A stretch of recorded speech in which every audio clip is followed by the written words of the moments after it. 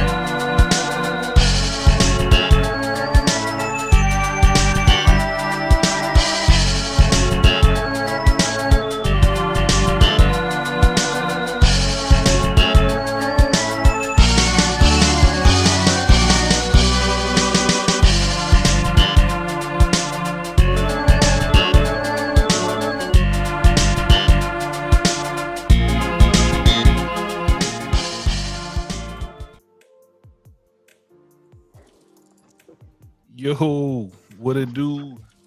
Welcome to the pre-show. What's up, Miss? What you got right there, bro? I mean, this is about black. This is about black, so I'm repping black.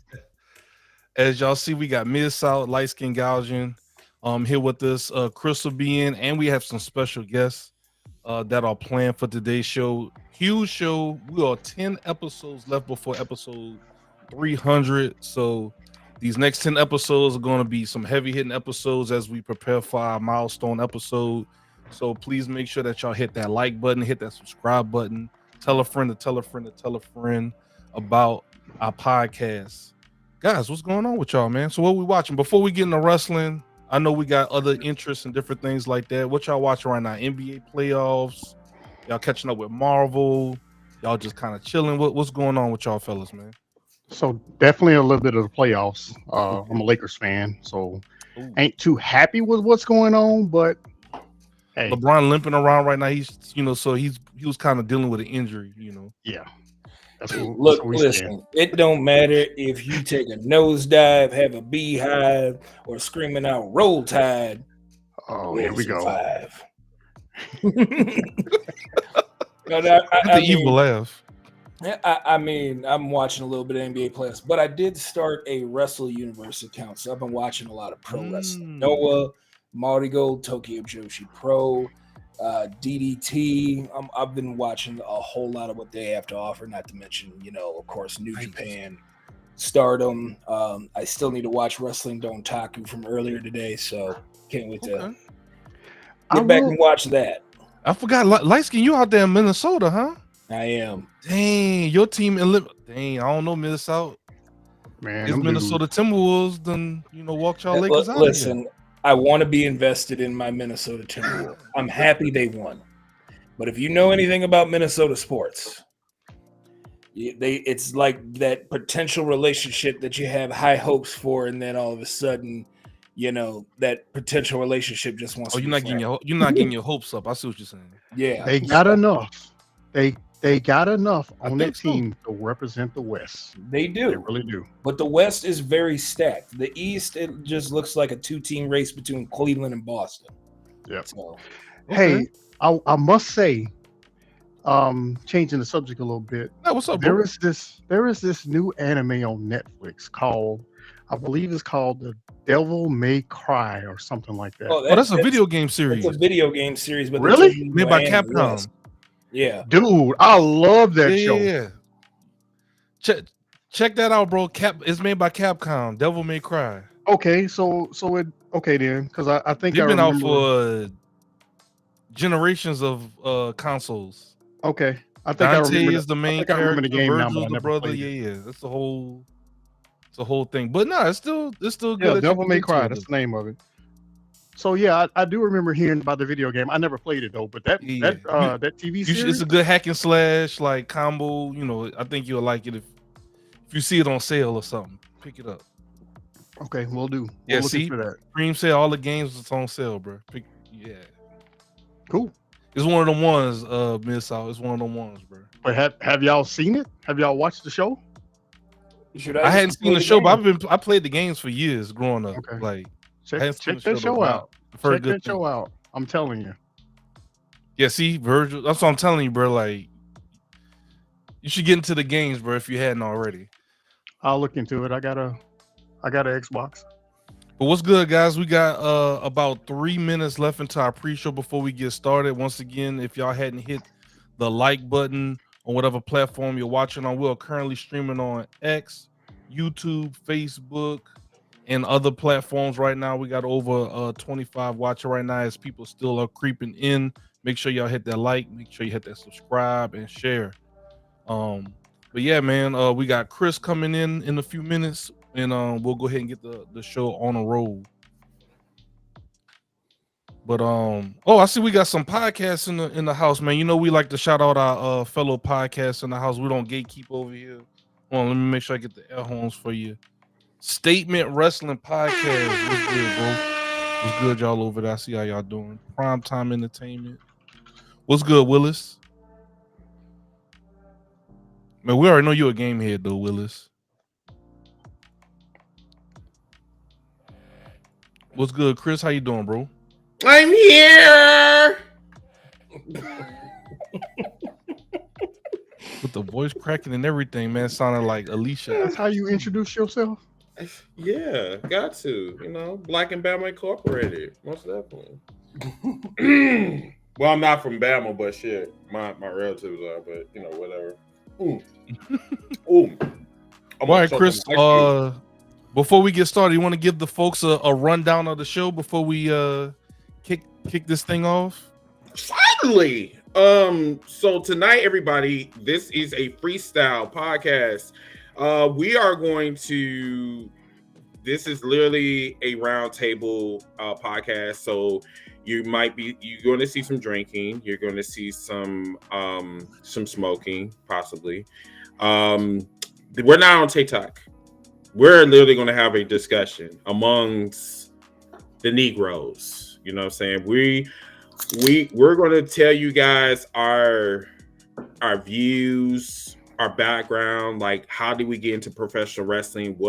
How wrestling affected us? How did it get us to be content creators? We're also going to talk about the divide in the Black wrestling community, if you will.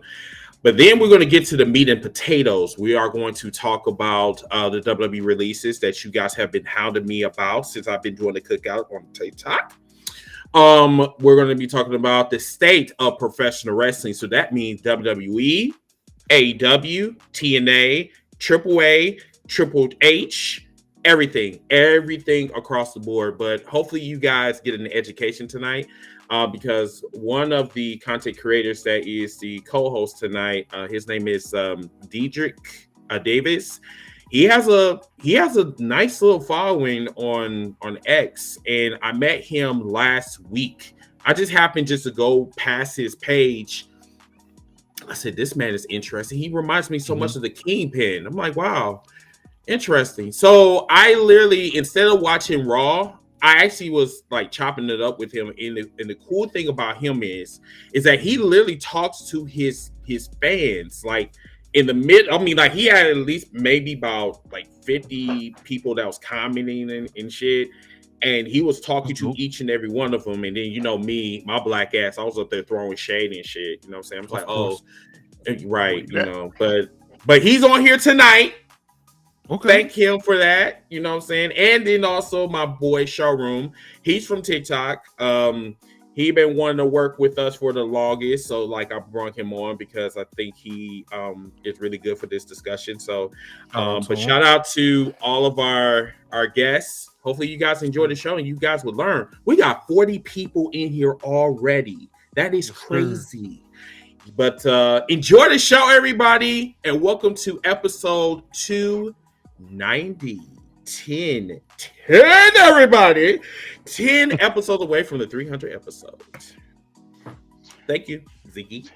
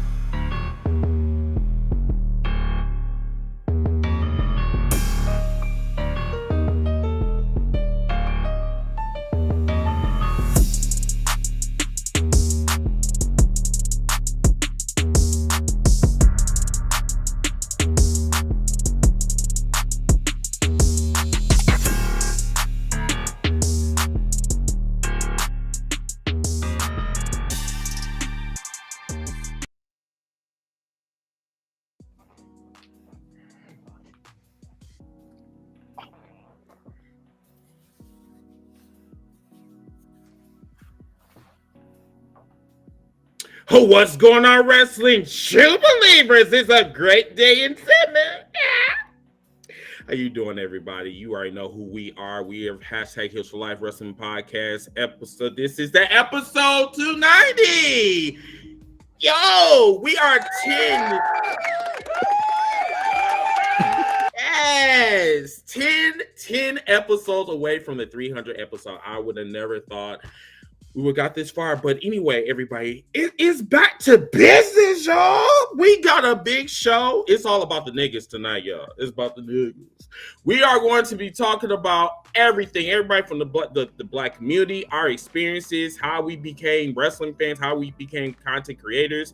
But before we get into that, I want to bring in two of my special guests, Diedrich Davis, the self-proclaimed IWC World Heavyweight Champion of the world. This man looks like Kingpin. He's a black Kingpin. He is very entertaining. Follow him on YouTube. Follow him on all social media platforms. We got the hookup on. Listen, you guys want to follow this man? I got the whole list. Okay, I got it. He's part of my he's part of my slideshow. Yes, we're gonna bring him on, and then also we're gonna bring my guy Showroom from TikTok. So without further ado, let's bring the fellas on real quick. Thank you so much for joining the show, fellas.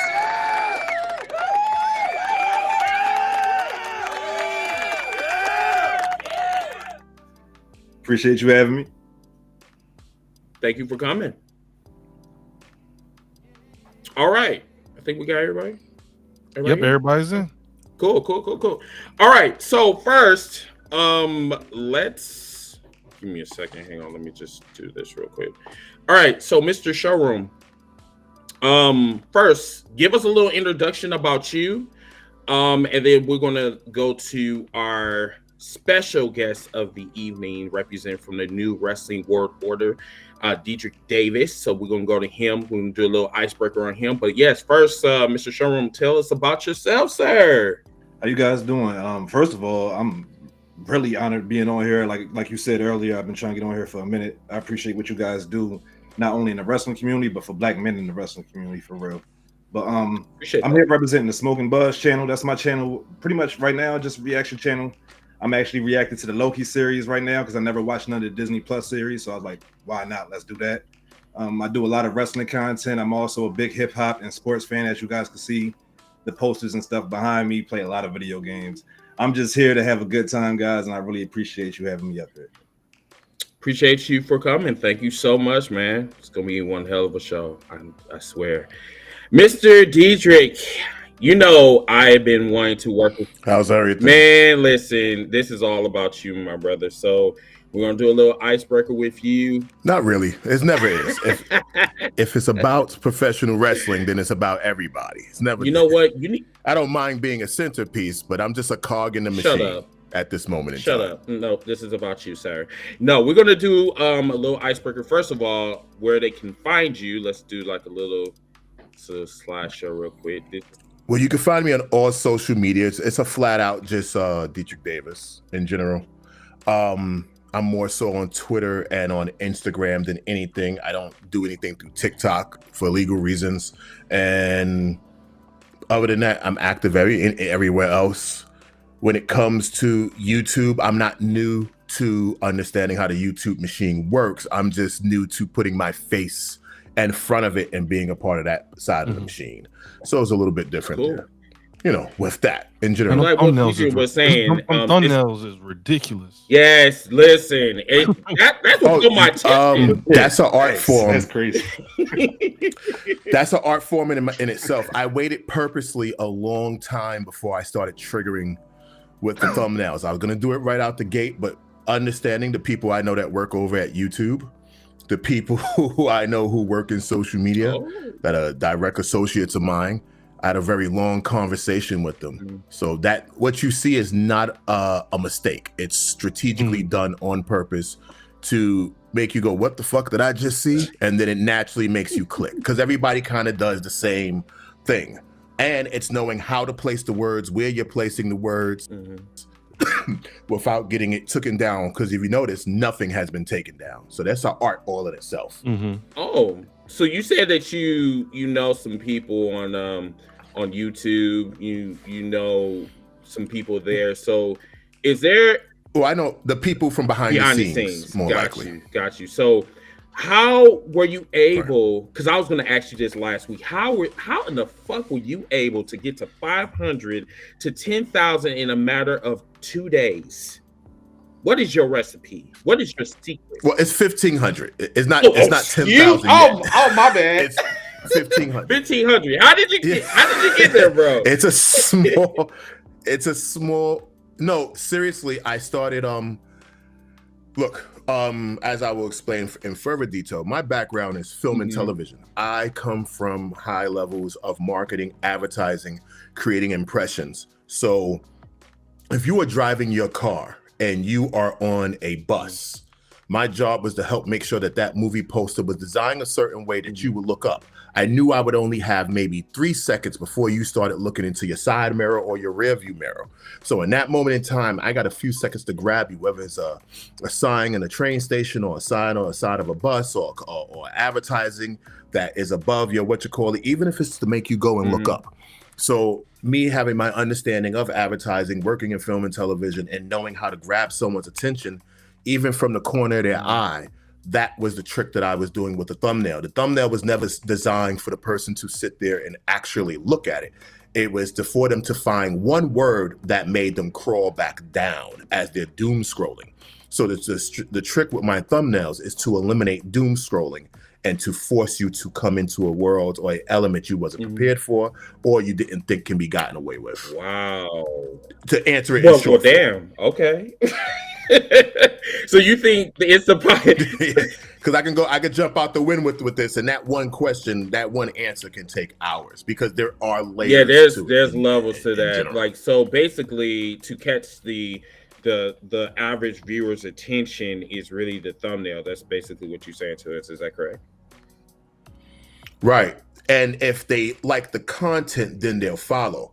And then with the content is to follow through with speaking non-biasly, but slightly turning an opinion. And the goal is to keep you from reading the comments. Most people watch a video and they read the comments and then they are distracted from the video. So there's a reason for my dictation. I used to do voiceover work. So there's a reason for my dictation, my tone, the prominence. It's to keep you from, my voice is the third character. It's the image in the background, it's myself, and the third act of everything is my voice. And since I do know I have a decent voice, I have great inflection, I have a great command of the English language, me knowing that if you watch Transformers and you know Optimus Prime is not real, and he goes, life is the right of all sentient beings. Even if you don't know what sentient beings mean, you do know that what the fuck, I'm listening to what he's saying. So using the inflections in my voice and doing that's how I keep people from scrolling. That's how I've actually, and I can show this to anyone, was capable of keeping people from where people were the average video people watch 3 minutes of a pre-recorded video. So if I put up a 20-minute video and they're watching 18 minutes and 30 seconds, I know the thing that caught them was a tone of voice. So it's a combination of a lot of things to make it work. And that's what creates retention. And with everything in social media, it's retention. And to third part that question and move forward, it's not splitting your audience. A lot of people will split their audience. You notice I do not promote on Twitter, Instagram, Facebook, nowhere. When the average person will 100% promote. If I do that, then the Twitter audience might not leave Twitter to go to YouTube. So the goal is to force everybody in one direction, which is triggering the algorithm to go push this feed because their system knows how you're splitting your feed in 4 different places. So the goal is to say to the algorithm, they want he's keeping them on YouTube. He's not sending them elsewhere. That's why I won't even put a @ symbol anywhere on the YouTube screen sometimes. It's just the logos, because the logos are not saying Twitter, Instagram, Facebook, or so-and-so. It's just the logos and you could choose to go there. So everything I'm doing is literally a trigger that I learned from 24 years of working in music, working in film, and working in television, and then waiting to the perfect time where everybody's about to be sitting back at home, the economy is dropping, this is dropping, and everybody needs someone to vent. And wrestling fans are sometimes not lonely people, but they're lonely within professional wrestling. and they have no one to share it with. So because one person may watch it in their house, but everybody else is in their own world, for that 3 hours, they looking to escape, and then there's no one to talk to. You go to a wrestling event, and wrestling fans attract to each other like flies on shit because there's nowhere else to go. And then you see other you in the same group, and it's like a spiritual experience. So that's another reason why I interact with everyone on the chat, because everyone wants their voice heard. And we're on social media where everyone feels they have something to say. That's why they create a comment section. So why ignore the comment section? Wow. It creates total engagement. That's why I say my channel is a fully interactive environment. Bro, you just dropped some gems in a matter of 5 minutes. God damn. Okay. And now imagine if you was one of those cracker-ass crackers and you cut me a check for $100,000. I'm holding back some of the gems. No, I appreciate that. So you did mention about the wrestling fans. So that's the perfect segue to your can you tell us a little bit about your wrestling career? Like, me and you had some side conversations. Can you kind of tell us, like, you know, what was your experiences as being a wrestler? I started off, I was naturally a large, muscular kid. So for me, I didn't play basketball. I tried football. To explain how I got into it, I couldn't read the playbook. So football wasn't my thing, even though I was faster than a Mexican running across the border. I couldn't read the playbook, and I just wasn't a sports kid. But I went down to the gymnasium, and a gym teacher saw me named Ivan Kelmansky. And he said, how would you like to learn how to wrestle? So I started learning mat wrestling, amateur wrestling on hardwood floors before I even was allowed to get to a mat. And then that naturally went into me going into professional wrestling. And I wasn't a fan of wrestling. I watched wrestling my whole life. But growing up, luchador is what I saw first, you know, on the UHF channels. You know, I'm an old nigga. I'm born 1980. So, you know, we still had turn dials back then. And I would watch luchador on the Yeah. And then I discovered WWF, which is now WWE. So that's what got me into it. So my favorite wrestlers wasn't everybody's favorites. It was Jake the Snake. It was Ted DiBiase. I had a very different set of favorite wrestlers. And there was a Puerto Rican dude who came up to me in the street one day and said, how would you like to learn how to wrestle? And I was like, get the fuck out of here. That's why I was 14, 16. And then years later, that led me to start training how to go wrestle in Arena, Puerto Rico, and then going to Germany, and then going to Japan, and then going to Mexico. So it's not just me being a part of it as a wrestling fan. It's me. It was a part of my makeup for a long time.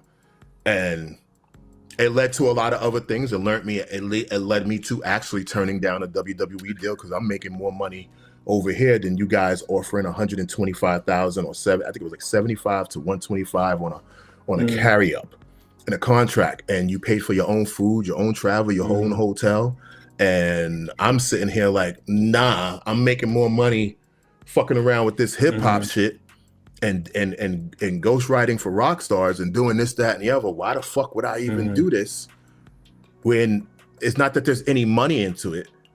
It's going to take a long time to begin to make money in that. And this is the day where there was no developmental system. So you had to really go travel and go learn. So that is for me, wrestling was a stacked up experience to get to. Okay. And the reason why they wanted to hire me was because I was good on a microphone. Yeah, I can. They said it was unmatched. Yeah, you definitely have my skills, brother. Most definitely. Panel, do you guys have any questions for Diedrich? Or comment section. If you guys have any questions, you can put them down in the comments.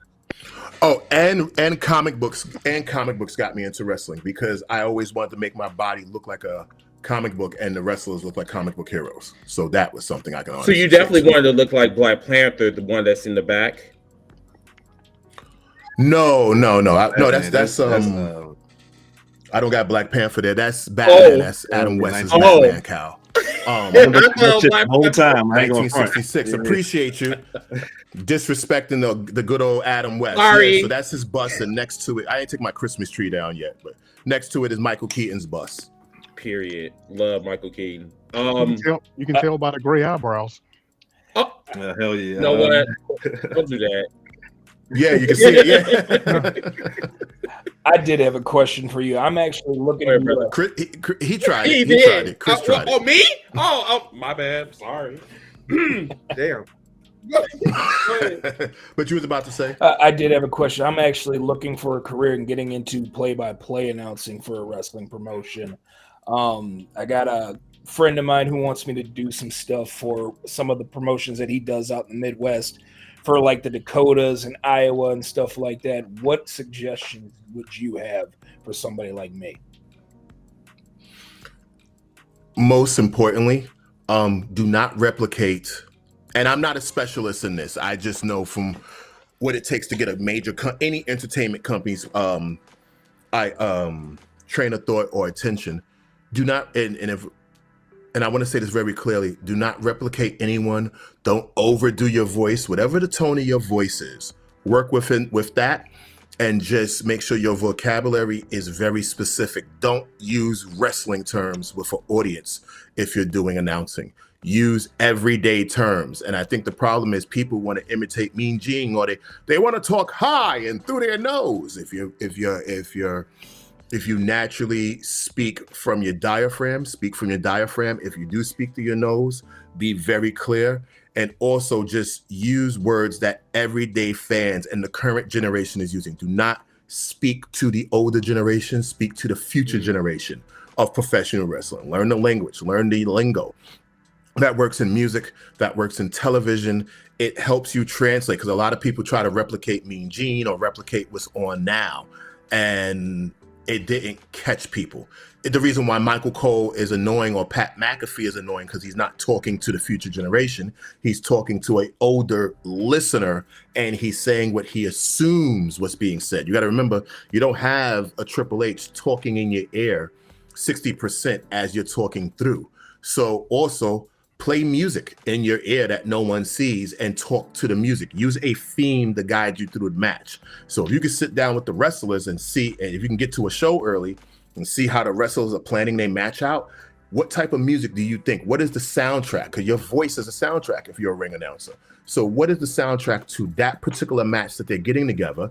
And then play that in your ear while you're announcing, while no one's looking. And you can change and dictate the emotion of a match. That's the purpose of being an announcer. So be emotionally, you want to be overbearing to the person that you are narrating.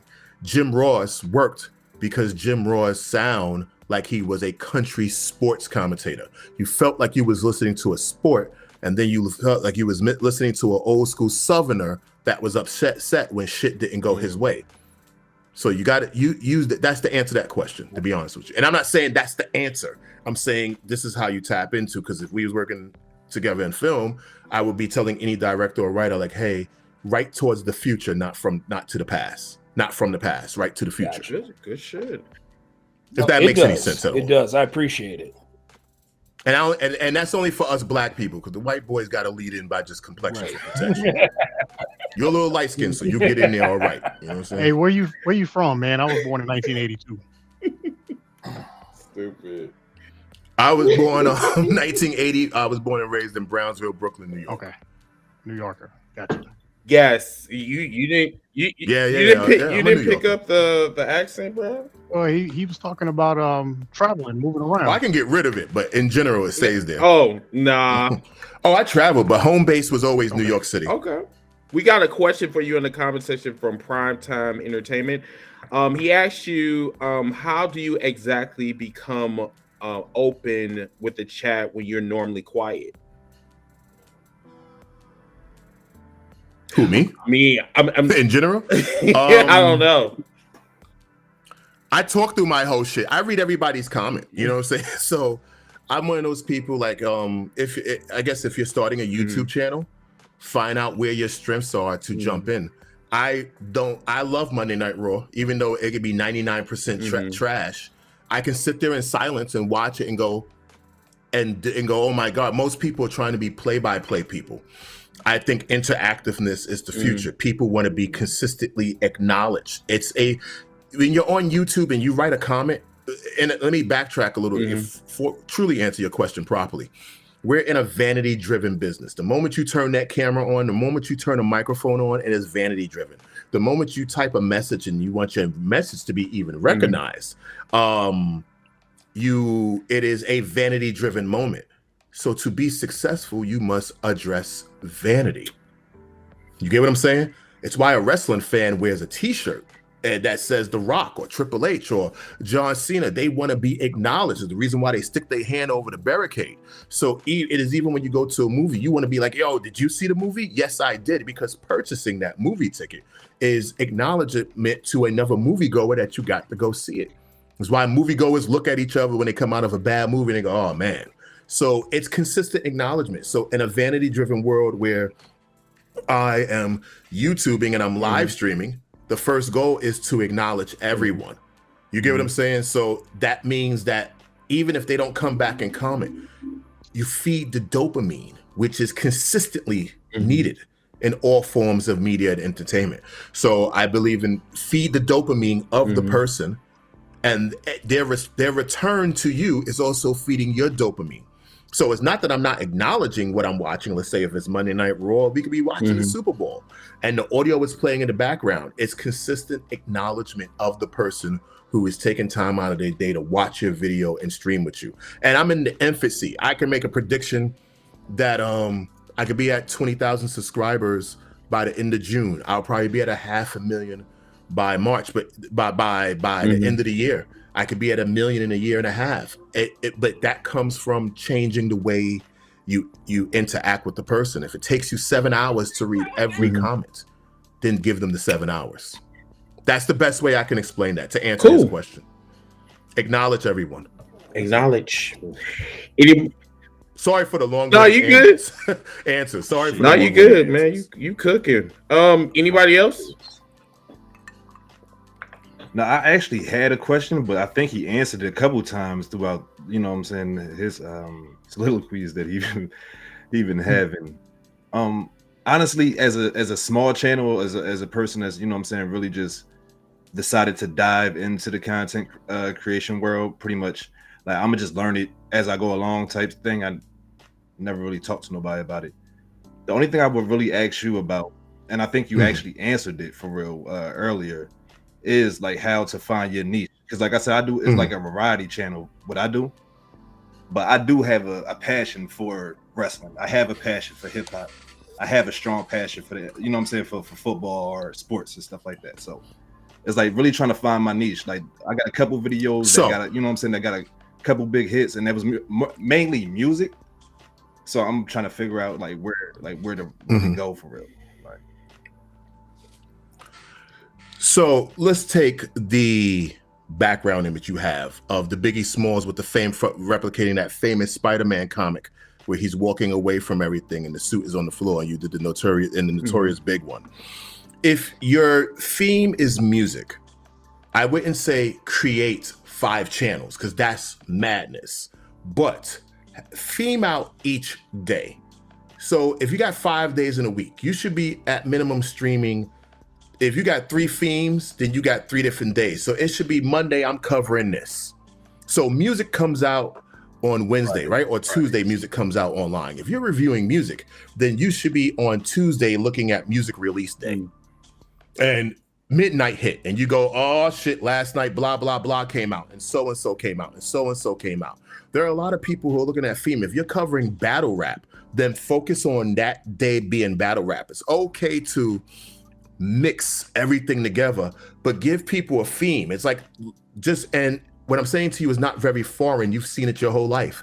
If you turn on the USA Network, you know at 8 o'clock on a Monday, Monday Night Raw is coming on, or used to. And then, you know, on Tuesday, Married with Children comes on, you know, on Wednesday, such and such, and so on and so on and so on and so on.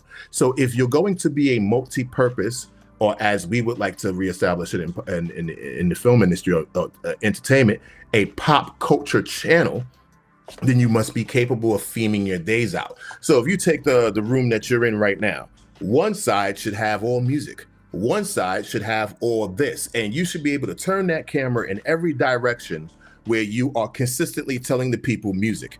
If you got sports in your background, get some sports item, get some sports memorabilia and put it there. Theme out the world that you're going in. You know what I'm saying? So it's very simplistic to tackle the mind. The mind is one of the most easiest things to manipulate.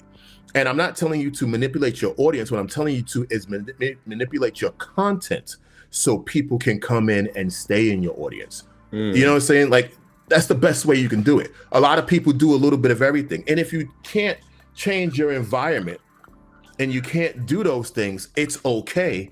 But make sure that you stick to a theme per day. Treat it like you're working out. You're doing arms and back on a Monday. You're doing stomach every day. You're doing legs on one day. So just theme out your days, and that will help you retarget your audience and understand how to manipulate your content, not the audience. The audience does not need manipulation. They've already tapped into YouTube. It's already on their phone. They already know how to get to YouTube, but train them to come back to you. Okay. I mean, a lot of the stuff that you mentioned earlier, train them to come back. Stuff that you mentioned earlier, like not to do. I was actually doing a lot of those things. Like you were saying, don't share it to a lot of different platforms if you're really just trying to build your community on YouTube. Yeah, right. Because YouTube knows that you split your audience. That machine, that algorithm is so fucking powerful. It knows when you tweet it. It knows that you shared from them. You can upload a video on YouTube right now. What's the first thing it does? It tells you to share to 10 different social medias. That means you are giving a computerized conversation, a algorithmic conversation for them to all connect to each other and then branch in. So they all know how they're talking to each other because every website is reading every website. So focus your audience, at least for the first year, and then you can afford to split your audience. Cool. Treat the audience like finance, like money. How much can you value to throw away or split because you're not focusing on purchasing one thing? You're trying to get everything. Piece it together one at a time. I appreciate that. I didn't appreciate you, Mr. Mid-South. I didn't appreciate you trying to come for me like on the man like that. But you know, whatever. But thank you, bro, for dropping them gems. Any other questions? If there's any other questions, or if there's 90 questions, comment section at any time. If you have any questions for the panel or our special guests, just put them in the comment section. If not, we can just move on to the next subject. So this one's going to be a little bit more about us, basically. You know what I'm saying? You already know my backstory, but I'm not going to be too long with it, so we can go on to the first topic if anybody have any. Prime has another question. He said, any advice on how to promote someone in your videos? We'll answer that and then we'll go to the next subject. Is this for everybody or is this for Diedrich? Because you already know how I do my shit. You know what I'm saying? I mean, I need to really, I need to go to Mr. David's school because, you know, honestly, like he knows the works to social media. And yeah. To just jump in and answer that, and I'll be short-winded with this one. It's no problem with promoting anyone else's work. You just need to make sure that your work is fucking stabilized before you begin to promote anyone else.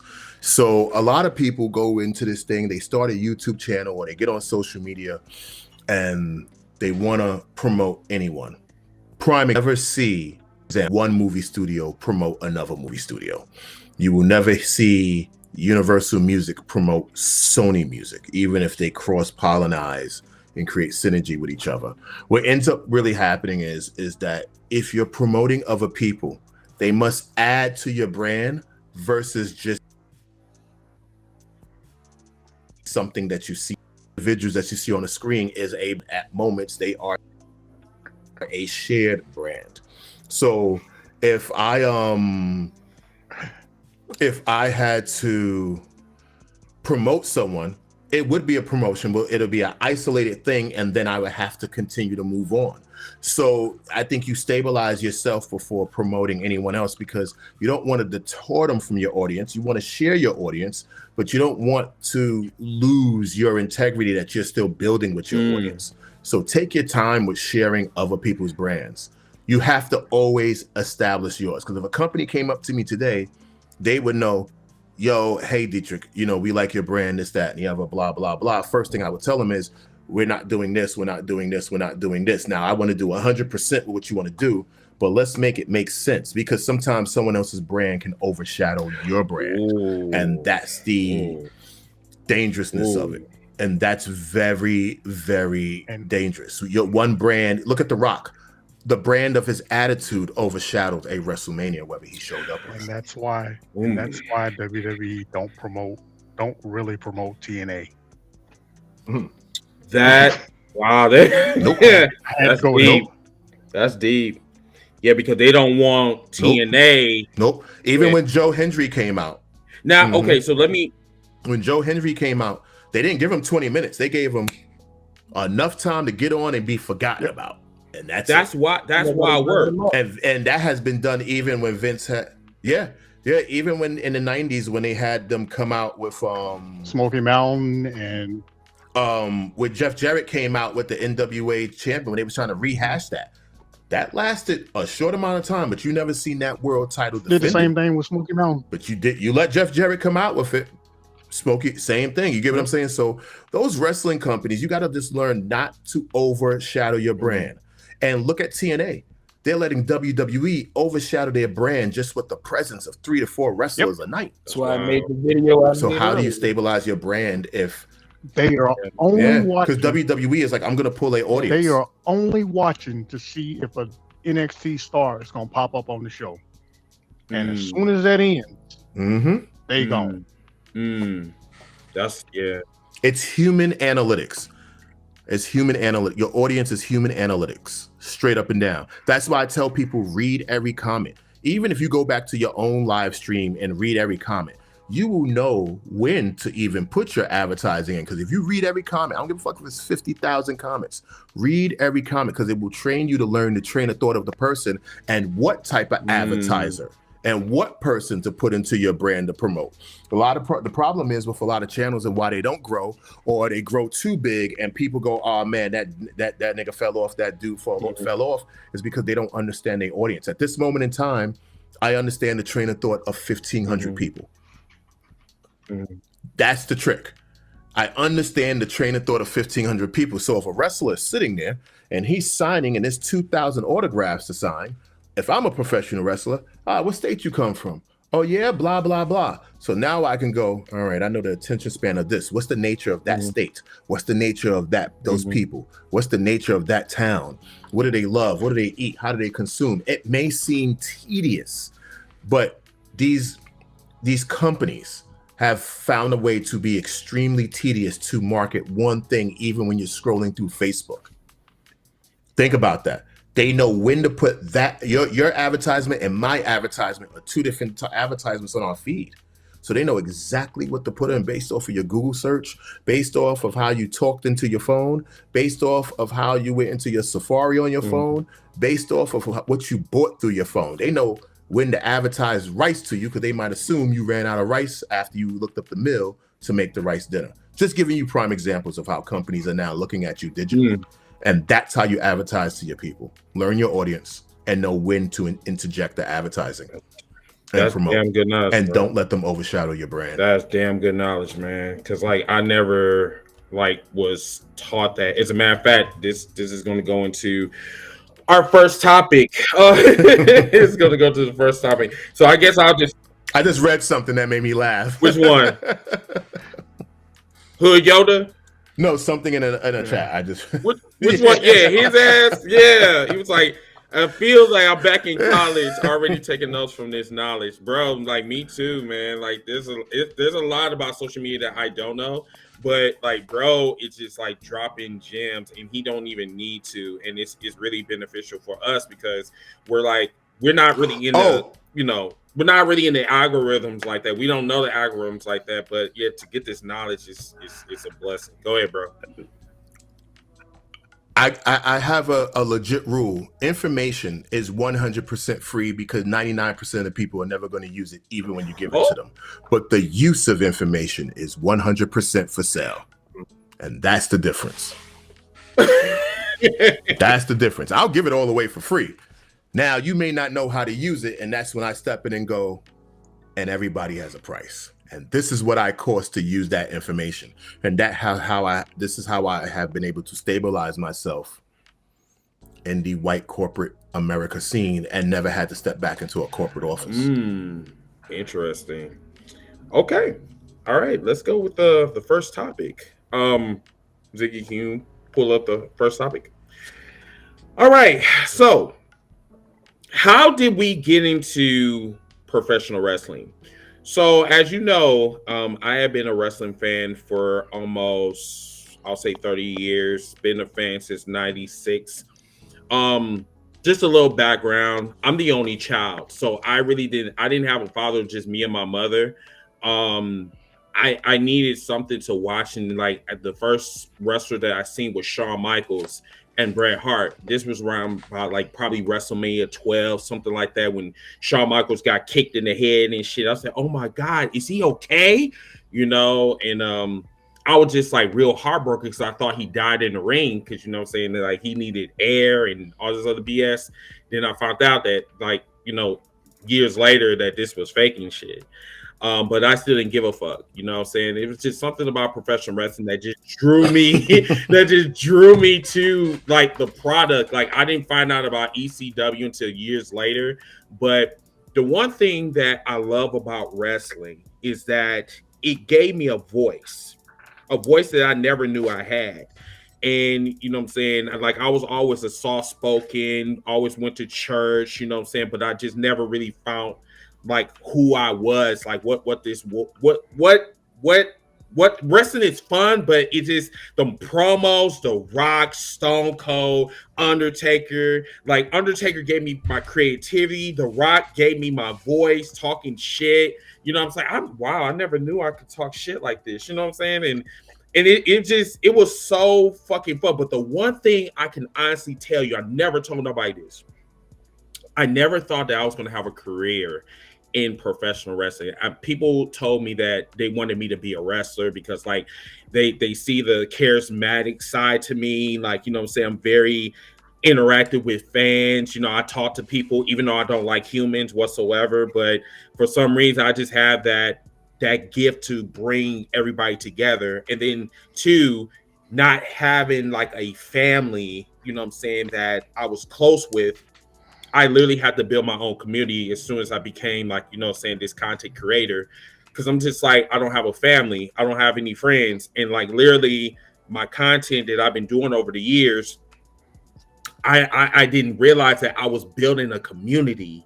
And like 6 years later, after doing this, like we've been doing this since 2017, it's like I'm literally building a community and people are really like saying like, we really dig the fuck out your content.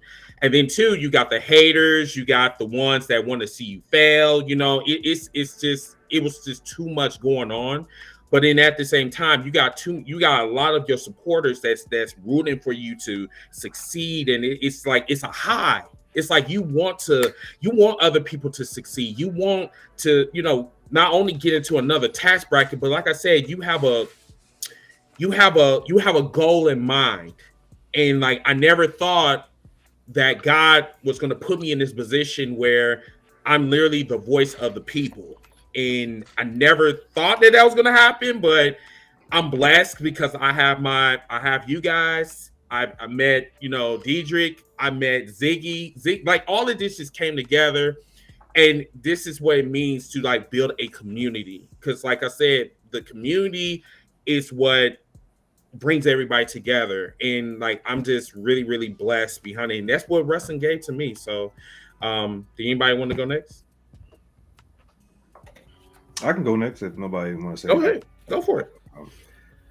Well, When did it impact my life? Honestly, I could say probably when I was 12. I've been watching it my entire life. I'm the youngest out of 4 boys, so I've been watching it my entire life. My mom had a shitload of brothers too, so. But I could trace it all the way back to when I was 12 years old. My uncle was in the hospital. Stone Cold had just returned from like a knee injury or something like that, and I was on the phone with him. He had just called like right when Raw started. This is when Raw came on at 9 o'clock on the East Coast. And he called. I'm like, yo, what's up? You know, Stone Cold just came back. He like, yeah, that was crazy because that was his favorite wrestler at the time. Gave the phone to my mom. I lost my uncle the next day. That's the last conversation I had with my uncle about it. It was about wrestling. You know what I'm saying? And from that moment on, I was like, this is my sport. I said when I was 17 that I would stop watching wrestling when Undertaker retired. He was my favorite wrestler. I didn't think he was going to retire when I was 30 years old. You know what I'm saying? I thought, you know what I'm saying, he would have been out of there by now for real. Like, so, like, wrestling to me on some real stuff, like I told Chris this before, like, it's a sense of community for real, because I played football, I played basketball, I wrestled, I did everything you should do as a 14-year-old boy that was 6 foot tall. You know what I'm saying? I did everything that you're supposed to do. But wrestling was always something that I just thought was like, yo, you got to be able to be a live stuntman and be one of the best actors, you know what I'm saying, out there, you know what I'm saying? Because you got to make these matches and these promos believable for fans like us to really fall in love with it. So I said, like it really helped me with my fantasy, you know what I'm saying? It helped me develop stories and helped me when I was really into writing music, really think outside the box, and use different type of metaphors and stuff like that, because you know what I'm saying, I would think back to something that crazy that happened in wrestling and just be able to flip it into a rap or something like that.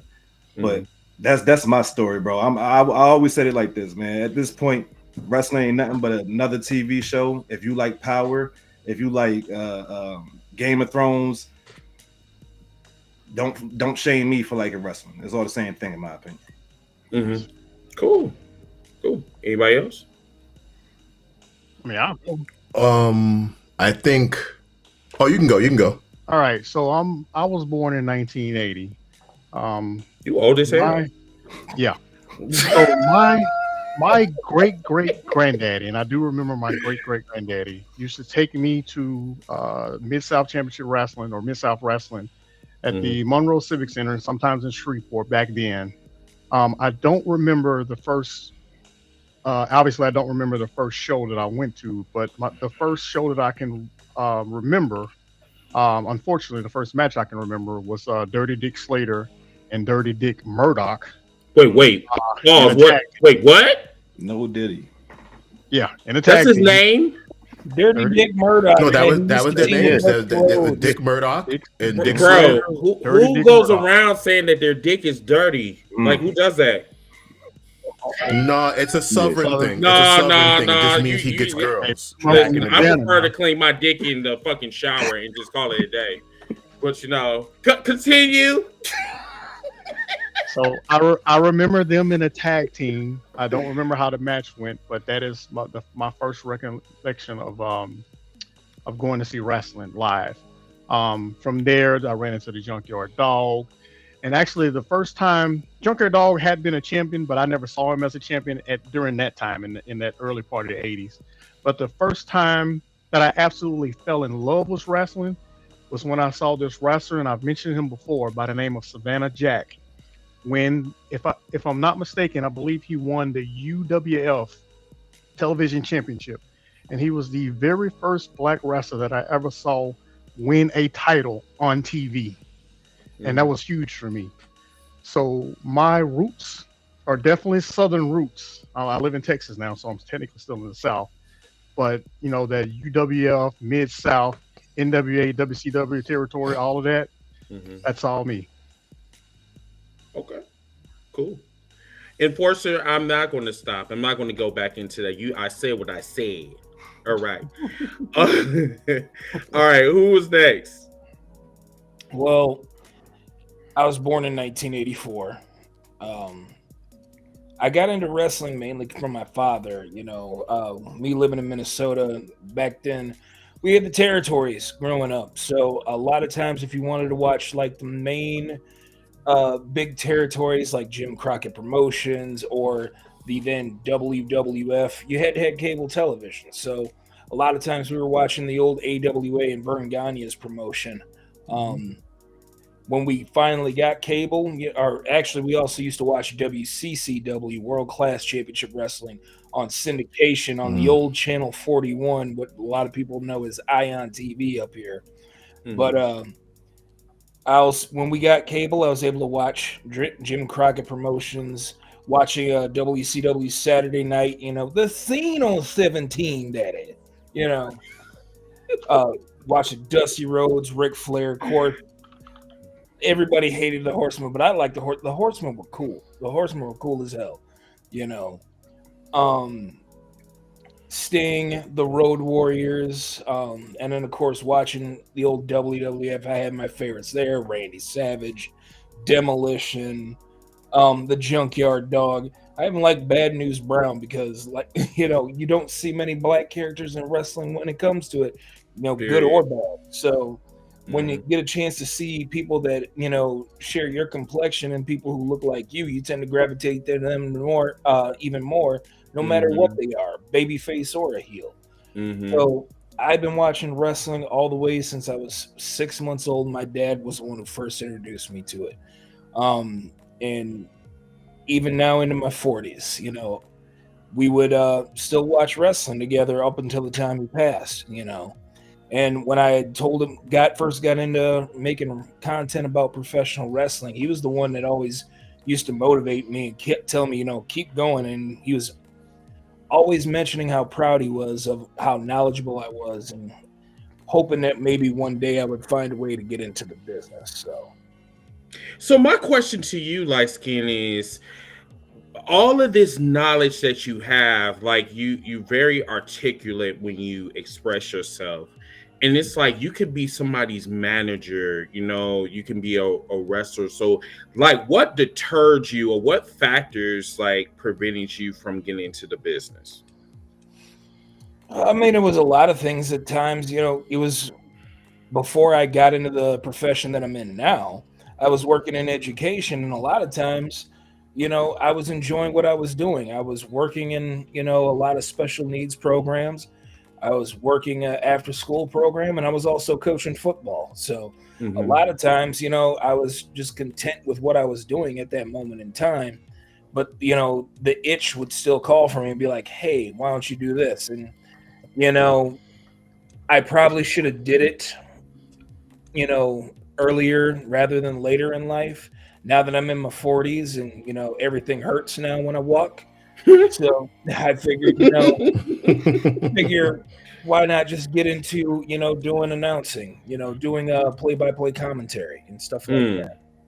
So, I mean, and what, like you said, Chris, you said it yourself. I'm very articulate when I talk, and I figure, why not? Plus, at my job right now, I have tons of people giving me compliments. You should be on radio. I'm like, do people still use radio now? I still have a boombox, but it's a whole bunch of cobwebs of so. Internet radio more than anything. But I digress. All right, anybody else? Go for it. Yeah. Even though I spoke on it slightly earlier, what got me into wrestling was 3 different moments. I think I was at somebody's house or I was with somebody at their house, and WrestleMania 6 was on. And Ted DiBiase versus the $1 Million Man at WrestleMania 6. For some reason, that spoke to me. The way they moved in the ring, the way they operated, the way they told the story. I think that was the first time without ever being told that there was a story to wrestling. So that was one moment. And then later on, there was my father. Somehow, my uncle was working at the Garden, and we got to go to WrestleMania 10.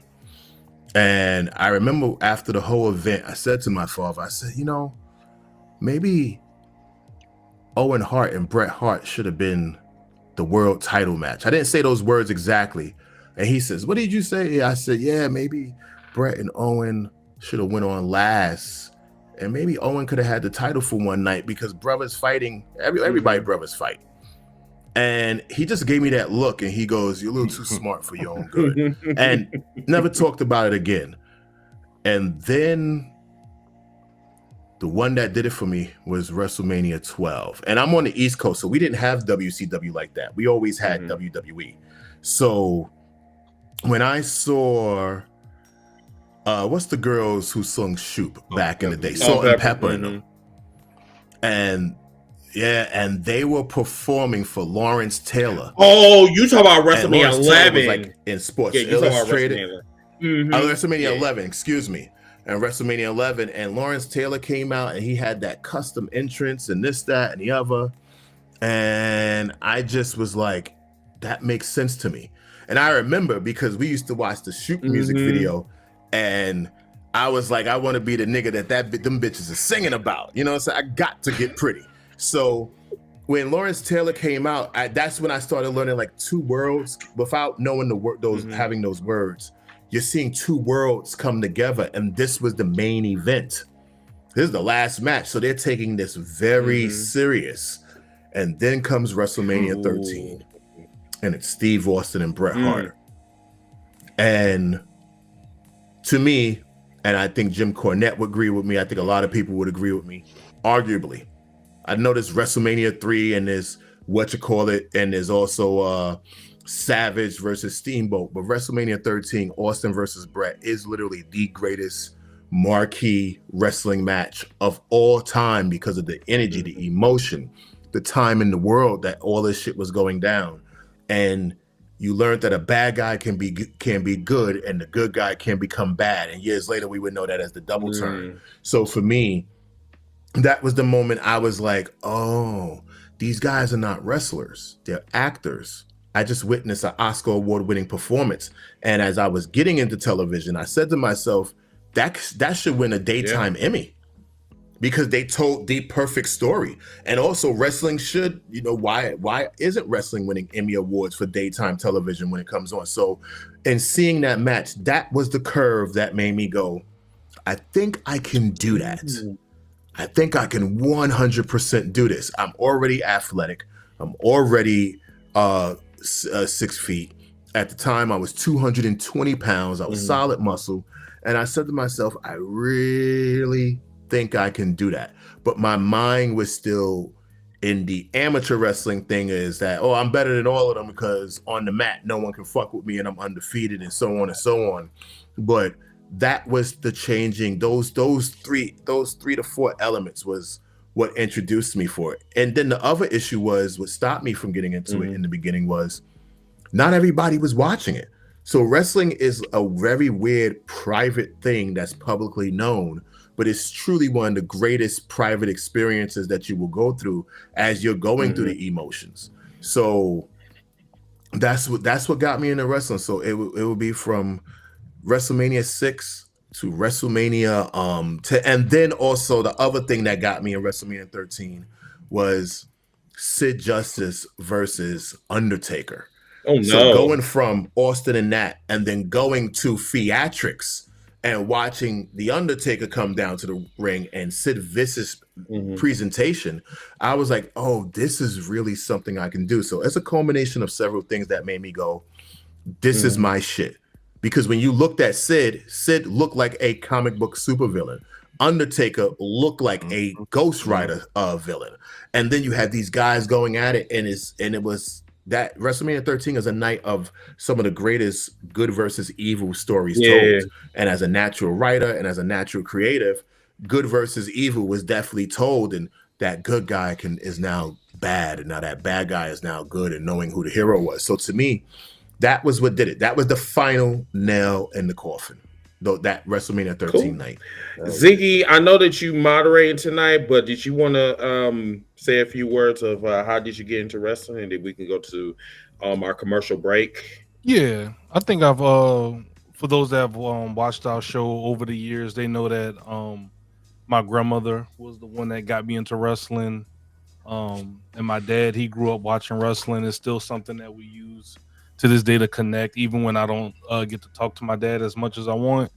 I know every Monday he gonna send me a text, Raw was or that one segment that he enjoyed, on Raw was something they enjoyed, and that's something that we would connect with. But my family growing up, we were a WCW family, and Gross. growing up, Harlem Heat was like, and my childhood friend 8-Bit could tell you Harlem Heat was our favorite tag team growing up, and it's just one of the things that resonated with us because I didn't see many black people on wrestling growing up, and we resonated with a black tag team, and they were successful. On top of that, Let me ask you something, Ziggy. What's up? Like, have you ever thought that you would have been working or talking with Stevie Ray on a podcast? Never in my wildest dreams would have.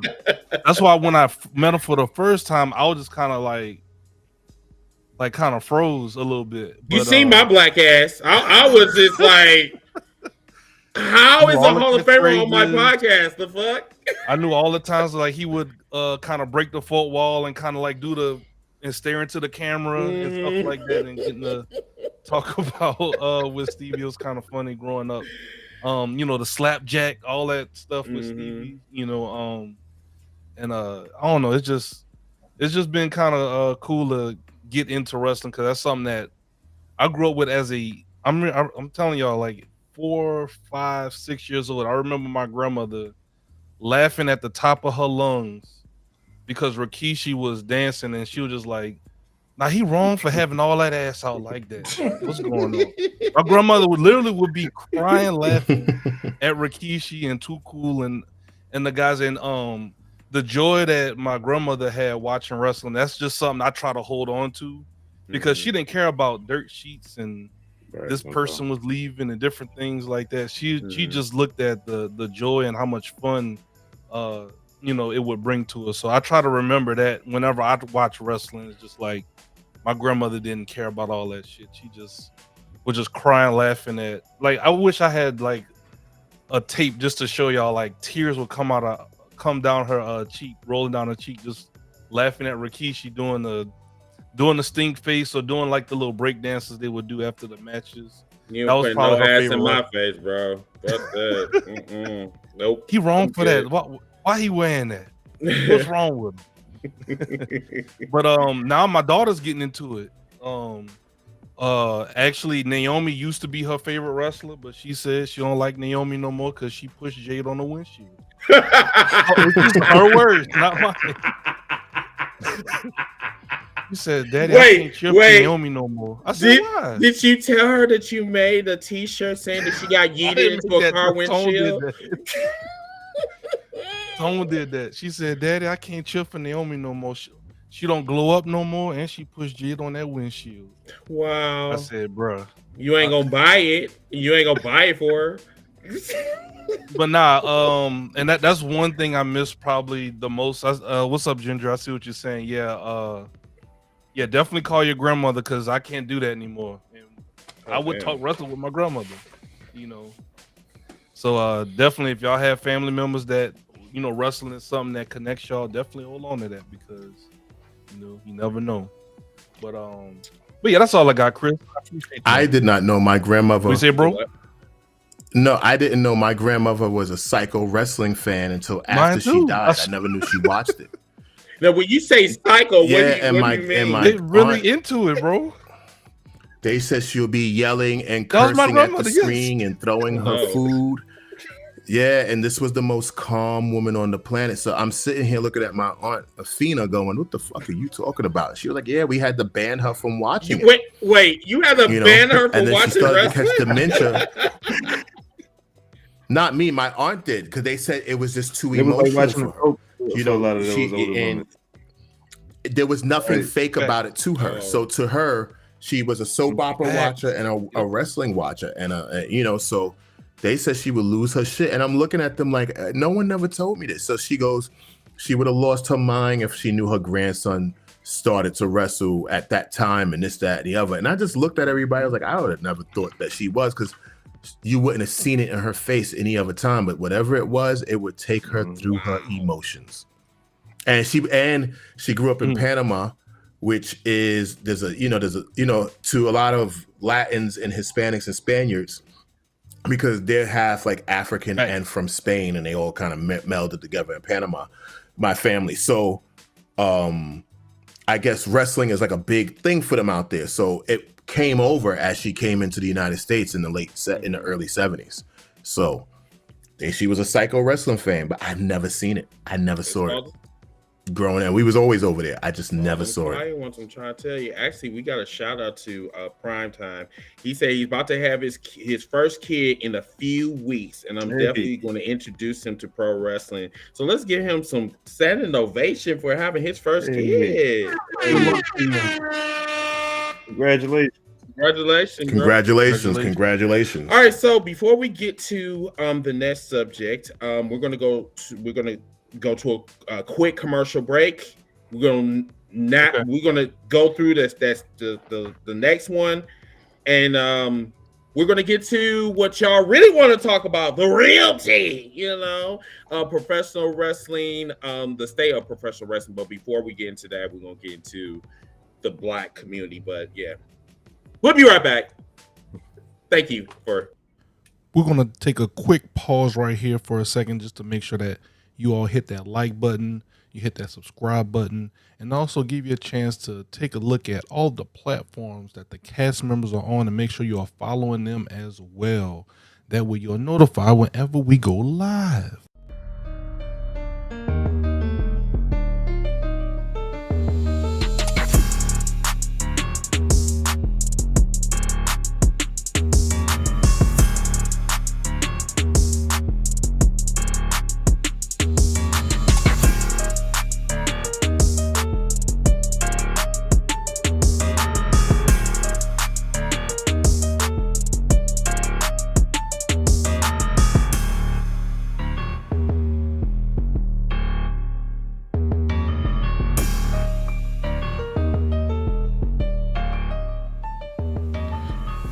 And one last thing, please make sure you check out our store on prowrestlingtees.com.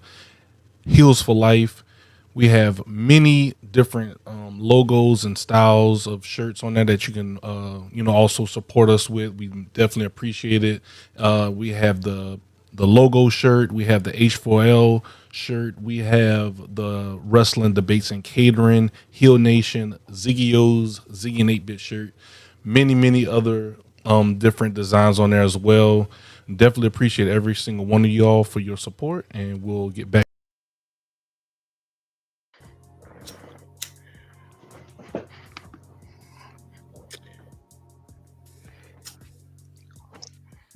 You good, bro? Yeah, I'm fine. Thank you so much, Ziggy, for that. Appreciate you. All right, let's get into our next subject. This one's going to be a little bit controversial, but once again, I don't give a fuck and can care less. All right, division among the Black digital content wrestling community, protecting house niggas and gatekeepers. So what I don't understand about us as a community, I don't understand how we sit here, we talk about the culture, right? That we have to protect our culture at all costs, right? But then we're so quick to turn on each other. We don't believe in working together. We believe in division. And you know that these white folks want to divide us. They never want to see us be great at all. So I always keep asking this question, right? Why is it that a group of white folks that can put together AEW and make it one of the second biggest wrestling companies in the world, meanwhile Black folks is still stuck on the indies? And don't get it twisted. I love the indies. I support the indies. I do. But I just really feel that Black folks can be on a totally different level with all of the resources, our culture, how we bring people together, how everybody wants to do the dances, whatever's trending. Like, why we can't get on that level? Why are we stuck like down the basement? You know what I'm saying? I always wondered about that. And then if I like AEW, and then the black community like WWE, it's like it's a problem. It's like we're gonna smile in your face and then we're gonna talk about you behind your back. Like, so you're gonna consider me the enemy because I like AEW? Like, that doesn't make sense. And then do everything in their power to like blackball you. Like, it doesn't even make any sense. Then I had this discussion / argument like 2 years ago. I can't believe it's been 2 years. That this one chick was talking about Swerve Strickland, him, winning the world champ. No, actually, this was last year. He won the world championship, and she took it upon herself. And remind you, I didn't even talk to her directly, indirectly, or anything like that. A viewer passed this on to me and was asking me like, "Oh, well, Chris, how do you feel about this?" Or whatever. What she said this in so many words. She said that, "Oh, well, I'm glad that you won the world championship, but you were talking about bitches were ugly and how you didn't want to be on this list or whatever. And I just really feel that, you were disrespectful and all this other BS." And it's just like, so you congratulate him, but then you slap him at the same time. And then you're gonna say, "Fight me." And I basically was upset. At that time, I was upset because, number one, I'm going to correct your behavior. Number one, I'm going to correct it. I said, number one, that there's not a lot of black folks, especially in the mainstream wrestling, that actually becomes a world champion, okay, in their respective company, And for you to sit here and shit on him just because you can't get over what he said, that says a lot about you. So I literally said, fuck you, fuck your energy and everything about you. Fuck your negative energy. I mean, we supposed to be celebrating the man. We can talk about that other shit later. Do you know I had all these black motherfuckers come after me? Talk about they gonna, don't come back to New York. Don't come here to New York. I'm like, oh, okay. So we're on that? Oh, cool. And then the crazy thing is, these are some of my closest friends. Closest. Motherfuckers were sitting up here doing a fucking podcast on me. Said, "Oh, well, this motherfucker doesn't like women." The fuck? What?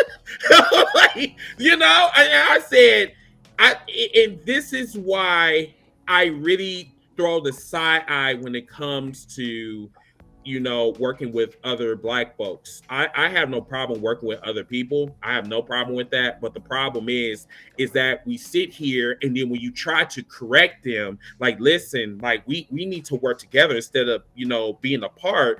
Because that's all we have is see each other. These motherfuckers want to sit up here and just like, man, fuck you.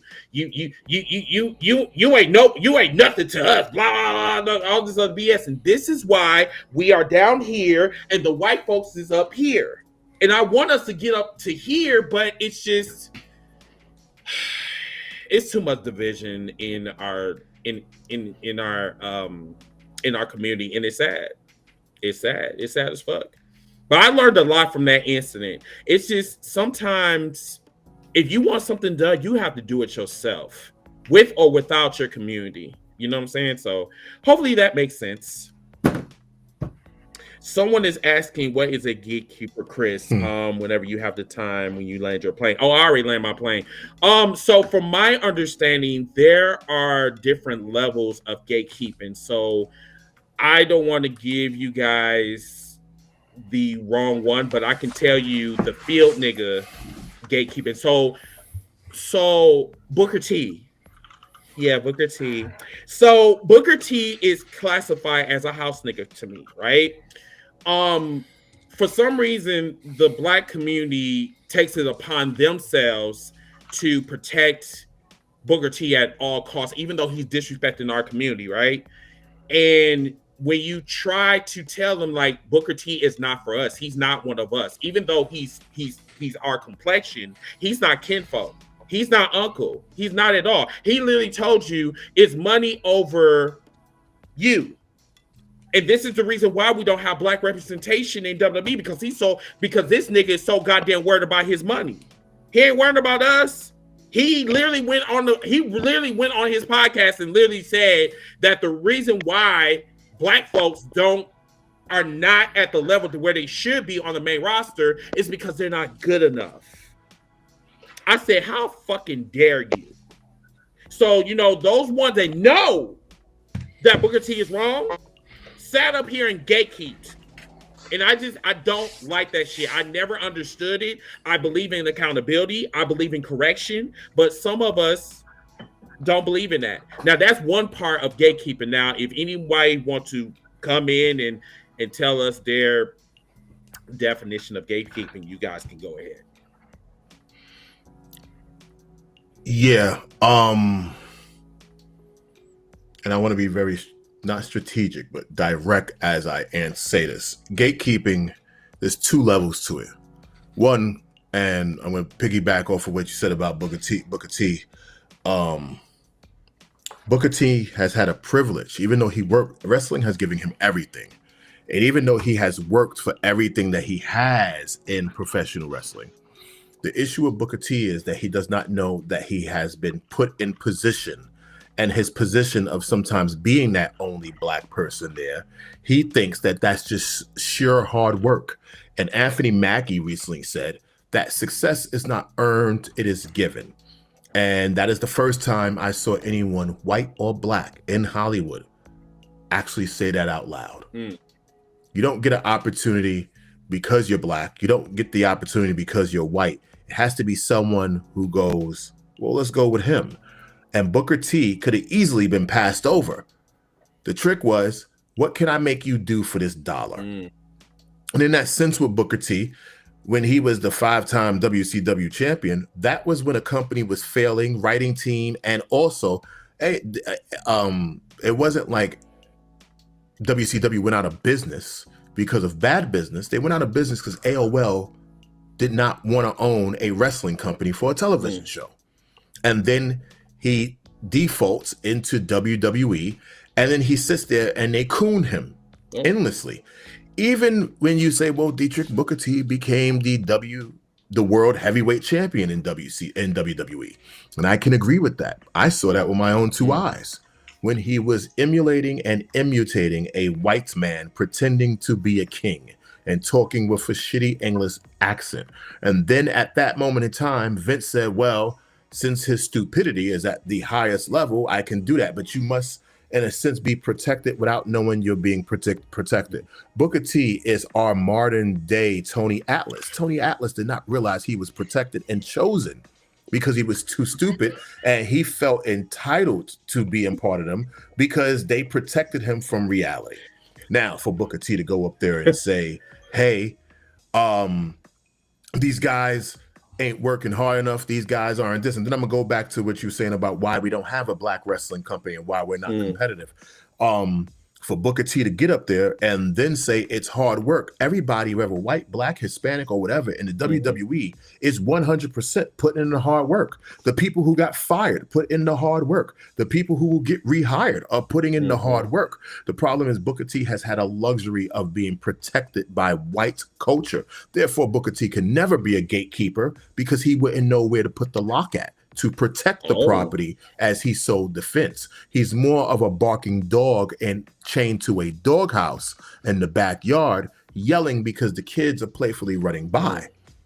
So then to go back to your gatekeeping scenario, gatekeeping is when someone in the industry says, this is the door. We know that the door is right there. And I know you're talented and I know you're skillful, but you haven't met the rules and you haven't come to the rule. You don't understand the rules and regulations.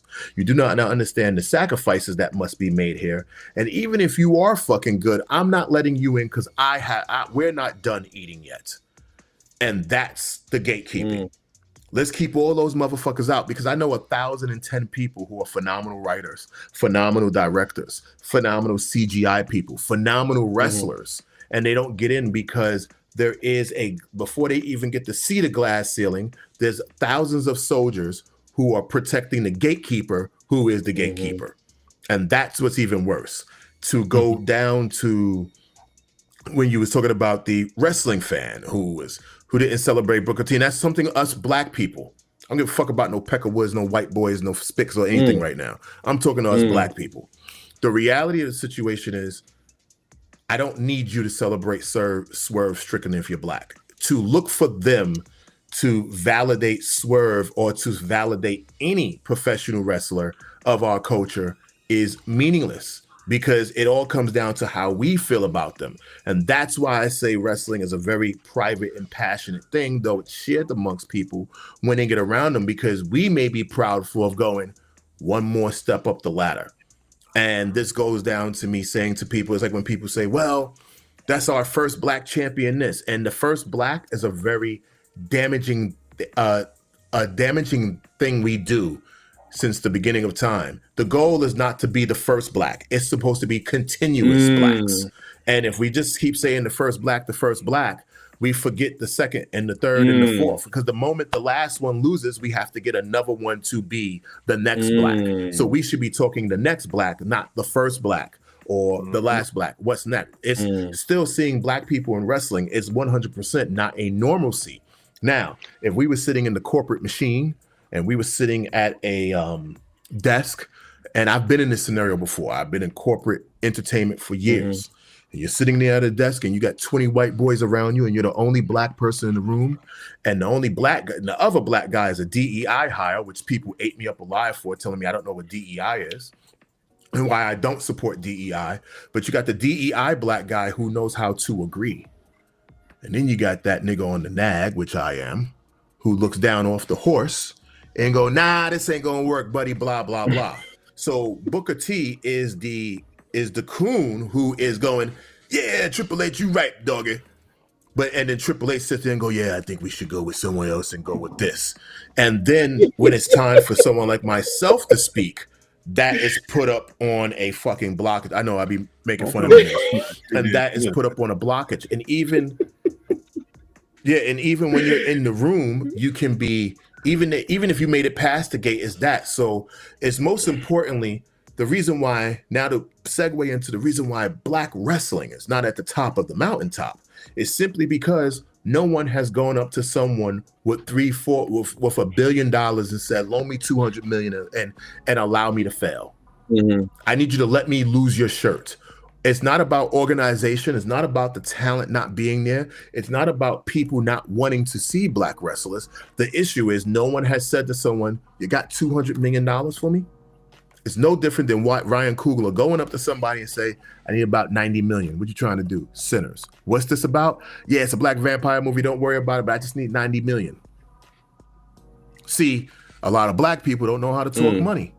Yeah, we know how to talk buying clothes and talking about money and being about money, but what allows the gate to be open is the conversation of understanding how money works. You know when that gate opens? When you show them that you know how to make money. Yeah, but you know when that gate opens? Coogler had to put forth several, I guess we could say masterpieces, but he had to put good material out there first before that person that he went out there to say, hey, let me get $90 million before they would say yes.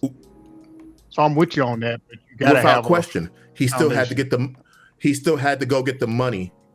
Yeah, but he still had to get the money to get that first piece of success. You get what I'm saying? So someone had to be willing to lose their shirt, and 90% of the time, they most likely was white. You know what I'm saying? We could say Black Panther is a great black film, and I would say to you, that's not a black movie. That's a white-owned studio film that happens to have a black cast. That's me looking at it realistically.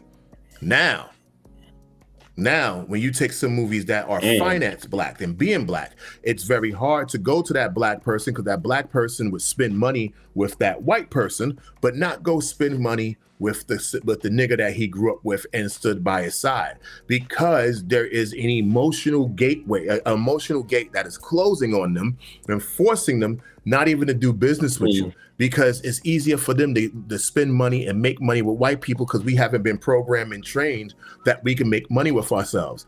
You're talking to a dude, and I'll type the name of the film, and please do not say it out loud, but you're talking to a dude who saw $10,000 went missing in a film company and said, oh, you didn't, the white guys didn't pay those white guys. And I'm working as an executive in this film for this giant film company. And I said, oh shit. And I got dressed and took my ass to Pittsburgh and went negotiating. I'm gonna tell you a lesson I learned. the movie, we started writing the script. We started putting it all together, all because I went to Toys R Us in 42nd Street and bought all the toys and dumped them out on the table. And I said, all we got to do is sell Saturday morning cartoons to adults, because the people who are still buying toys, who are still buying comic books, who are still buying this, it's our generation. They are still selling to us specifically. Mm-hmm. So we have to market to us, because there are millions of us across the world. And then we get it going. And I'm not going to say the name because I signed a lot of NDAs, but I am in the documentary coming out. So that's when I'll speak, because that's when the NDA will break. And I said, we got it all done. And someone comes up to me, the white guy, and he taps me on the shoulder and he goes, Dietrich, we're going to go in a different direction. But I went and got the property. I'm thinking about, don't you see this good old black work I did? And I started learning that the only language that's universally spoken is money. And they handed this giant megalodon project on to the white guy. And even though the movie was a $1 billion failure, just because the movie made money don't mean it's a success. It was a $1 billion failure. I'm sitting in the movie theater and I'm in tears, not boohoo crying, but I'm emotional. And I said to myself, I just learned I wasn't playing with my money. And that's the problem of most gatekeeping. We forget that we're asking to play with other people's money, that we're asking for that 100 million. So in order for us to get that black wrestling company, to get that company that competes, we must go down and go find the black person who's willing to lose 200 million on 5 years and hope for a return of investment. You get what I'm saying? Where Tony Khan goes to his dad and says, hey, Dad, I need about 150 to get this started. We got 2 soccer teams. We got this. It's a trifecta, and a lot of black people are scared to ask for the permission to fail. Just give me the opportunity, not the permission, the opportunity. Give me the opportunity to fail. Okay. What answers I have, I'll stand on. What answers I do not have, we will go learn together. But you must give me the opportunity to fail consistently and then be publicly celebrated. And that is why the black wrestling scene is so minute and so spread thin. And it's easier for them to buckle up with the white people, and why we're not in there. Because even though Booker T has Reality of Wrestling, how many white boys are in Reality of Wrestling? How many Samoans are in the Reality of Wrestling? That's the real question. Yeah. And then you'll start to learn the answer to your question. So Mid-South, we need it. We need to get someone to lose their shirt. And Oh no! I wanted you to keep going. It's just Mid-South he said he agreed with you and then he disagrees with you, and then there was somebody else that wanted to chime in as well. So let's give them an opportunity to go ahead. Retort. One of the biggest lessons I ever learned from one of my old bosses. Used to work for this black company. The very first thing that he taught me that I've taken since then, and I'll never forget it. I'm passing it on to my kids. Never forget or never be afraid to ask for the money. And just think about that. Never be afraid to ask for the money. Let me see here. So what I don't agree with, I'll be honest with you. I understand what you're saying on it, but speaking just about AEW, I'm gonna leave this. I want to bring it down to just about AEW. Personally, I think it was important at the time for Swerve to proclaim to the world that he wanted to be the first black world champion. Because you got to understand what was going on, especially on social media back then, where it was in the news, or if you want to call social media news, it was in the news that AEW, 1, wasn't pushing a lot of black talent, and then 2, there wasn't a lot of black talent, period, in AEW. Not a whole lot anyway. So I think, especially with it being a new company, and to be honest with you, the black talent that was in AEW, they weren't world champion material. But Swerve Strickland, when he got there, he was a lower class wrestler, a mid-carder, I guess you can say, a mid-carder who became a tag team champion. And at that time, we can all say, yeah, he could have been a world champion eventually, but he was not a main eventer. But now, as of today, and it happened before today, but I'm saying today, we all think of Swerve Strickland not as a black dude that was the first black world champion in AEW. We think of Swerve Strickland as a main eventer who we all believe will eventually be world champion again in AEW. He is a main eventer. He is a true pillar to AEW, not that mess that they had when they first started, when they said, hey, these 4 guys, we think all 4 of these guys are going to lead the company into the future. Swerve Strickland today, even though he started it off by saying he wanted to be the first black world champion in AEW, he built himself from a below mid-carder to a mid-carder and a tag team champion to now being not somebody that won the world title or somebody that could be a world champion. He is a main eventer, which means he can be in the main event of any show without a drop off. And that's what's missing in pro wrestling when it comes to black wrestlers.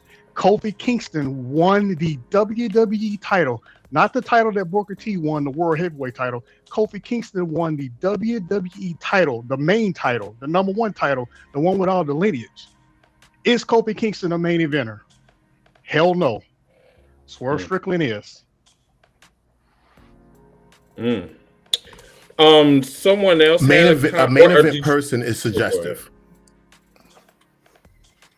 Subjective, that is true. No, I was just saying. Because I can say Swerve is not a main eventer, and I'm shocked that he made it so far, which goes to what Anthony Mackie shocked all of us in corporate and film when he said success is given.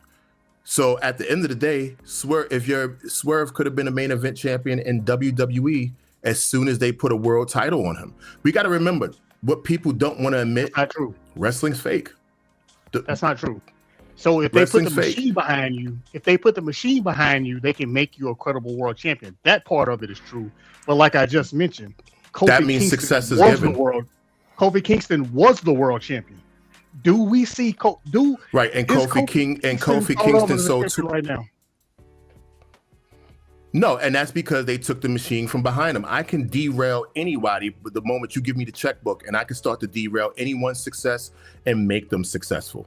Kofi Kingston, great. He won the world title. Sold 22.3 million t-shirts. A lot of money when you start going $34.99 a piece.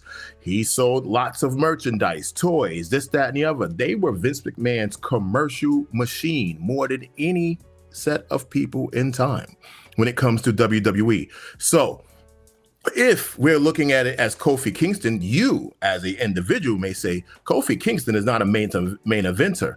90% of the people were like, there's 90% of his fans that may go, he's the greatest main eventer of all time. So that is suggestive. I'm not gonna speak on suggestion because that's more opinionative. What I'm gonna speak factorially is I can put the belt behind anyone. WWE has Stone Cold Steve Austin and did not value him. Forget that he's a white boy. They did, when he asked for a t-shirt, they said there's nothing we can do for you. Talking two different. He could have said Austin 316. He could have said Austin 316 says I just whipped your ass, and Vince could have still dismissed it and not put the machine behind him. So no matter what, it's not because you're talking to a person who's. That's two different things. No, I'm not. I'm talking the same thing. You're receiving it differently. You're saying they can put the machine behind anybody and make them world champion. That part I agree with. But what happens when that goes away? Are they believable? Do we think of Great Khali as a main eventer? No, we don't. Do we think of Kobe? It goes away for. Hold on, you're responding. Was the Puerto Rican guy that was the world heavyweight? That was the world heavyweight champion last year. I forgot. You know how you're responding. Damian Priest. Do you know how you're responding to that emotionally? We don't see it. What was that? You're responding to that emotionally. Now, let's look at it logically and from a business standpoint. I don't believe it doesn't matter. But your response was, if you say Kofi wasn't a champion, then that's an emotional response, not a logical response. If he wasn't a main eventer, that's a emotional response, not a logical response. Because logically, he was a main eventer. But there was a limit to his main event. I don't give a fuck if you're Randy Orton. There's a time you get tired of seeing him in the main event. Business-wise, I cannot look at the business and look at it emotionally anymore because I've seen Oz himself. I think watched him work the machine and then run the hologram. So logically. So I'm talking pro wrestling terms right now, though. So there is a difference. I'm talking wrestling too. It's all entertainment, so it's all fake. There is a difference between being in the main event and being a main eventer. That's what I'm saying. Vince would tell you the same thing, and he's actually said the same thing. The man who built the whole industry, pretty much.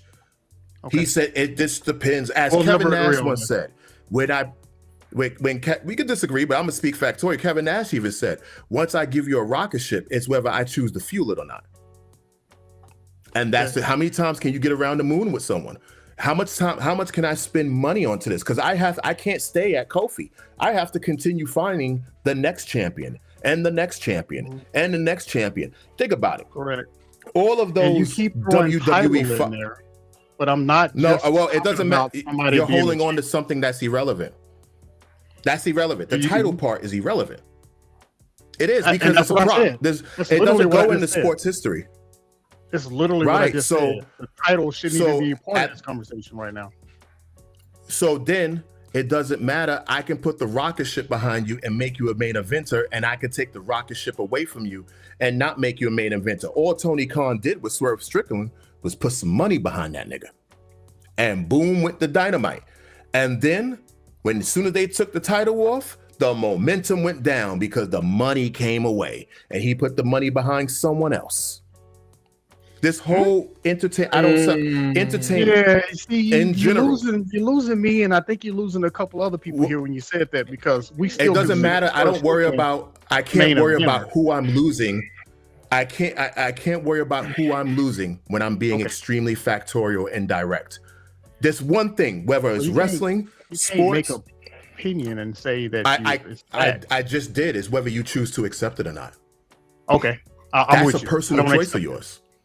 Understood. If you don't accept it, I'm not even going to get upset that you don't accept it. But when I walk into a corporate office, or I work into an entertainment company, as a person who's been doing this for 24 I'm a former executive at the highest of elite levels, in charge of standards and practices, which controls pretty much the whole machine, second none to a president of the whole thing. So when I sit down and I look at it, how much money we want to put behind this to make this go? You can have the best movie in the world. All I have to do is pull away $200 million, $100 million of your advertisement, and I can bomb your movie. I can make a movie a success, or I can make it a failure. That's no different than a wrestler. I can make a television show a success or a television a failure. The moment I pull money, Swerve Strickland lost the title, money was pulled. But where your logic is flawed right there is that, Avengers made over $1 billion, but it didn't win an Oscar. It's not thought of as Avengers Endgame. Avengers Infinity War. Hold on. That's a perfect example, because I know every detail about that particular film. Perfect example. Do you know that movie was not successful? See, you looking at the numbers. So they spent what I believe hold on. Let me, because now I'm going to give you the realness. $927 million without advertising money to make those two films back to back, right? Now, I want you to hold on to that. In order for a film to be successful, let's break out our calculators, ladies and gentlemen. Let's put $950 million on your calculator, right? You put 950000000. Now I put 3. Excuse me. Let me go back, because I want to show you how that movie was not a success. And Marvel, the executives will admit it. 9500000. Hold on. I'm gonna listen to everything you have to say, but I just need the world to know that I didn't mention anything about the success of Avengers Infinity War. No, Endgame. You said it didn't win an Oscar, and I'm going to explain to you. Right. But you're telling us about how much money they did. In order to get to that my answer, point wasn't how much money they did make. On. So my point was I'm explaining why they didn't win an Oscar, and you are, because you're listening. Shutting up now. Emotionally and not logically, you're not catching the whole conversation. I'm not a fan of this stuff no more, so I can speak clearly on it. So now I'm explaining to you why you didn't get your Oscar. 950 mil. Oh, I got it. My screen protector thing is on. It will show 950 million for a entertainer of any format to be successful, to be award winning, to win your Oscar. 900. They must make 3.5 times the value of what it costs to produce them. We have a professional wrestler. That is the entertainment formula. Times that by 3.5. In-game would have had to make $3.3 billion in order to be considered successful. And then I can go up to the Oscar people and give them $500,000 to win an award, because no one has ever won an Oscar. It's all fake. You want to win a Grammy? I'll get you one. Cut me a check. You want to get nominated? I'll get you one. I'll cut you a check. You want to win a fucking any type of award you want on all the beautiful white platforms. I know who to take the lunch, who not to take the lunch, who kid needs to get private school training and this, that, and the other. And I pay all that off, and I guarantee you'll be standing up at the top of the award show saying, I would like to thank the studio and so-and-so and so-and-so and so-and-so. So if you say In-Game didn't win an award. Okay. I don't. Hold on. Let me finish this. You got too literal with it, bro. They have won Oscars. I know. The problem is, but you got too literal with it, bro. The subject was.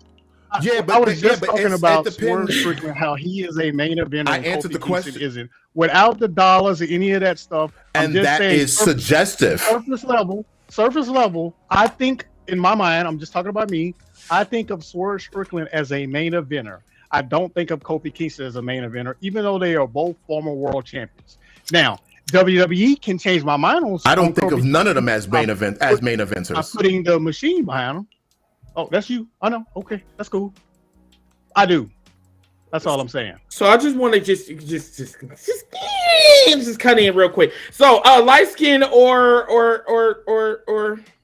boy, I'm high. Showtime. Do y'all have? Let's say something. Go ahead. I am fine right now. Go ahead, light skin. Go for it. I mean, I'm not gonna lie. Like y'all two, like y'all debate was fire, but I just want to just make sure everybody, got a chance to say what they got to say.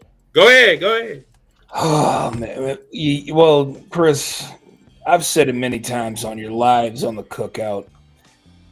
The problem that we have as a community when it comes to Black folks, trying to collectively come together, is that we have one group over here that feels like we should go in this direction and another group over here that feels like we can go in that direction.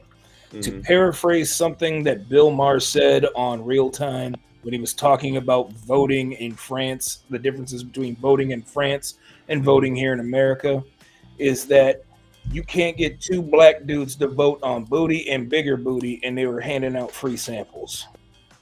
So that is my biggest problem. So just vote on booty. That's all. That's the problem. You can't even get them to agree on it. That's the problem. Just take a look at what we go through in the community now. When people think of the BLM movement, they think it should be ran this way, or they think it should be ran that way. What is the original premise of what this thing is supposed to be about? And that's the. Go ahead. And to be honest with you, that's the and that's not the reason why Black wrestling can't be successful.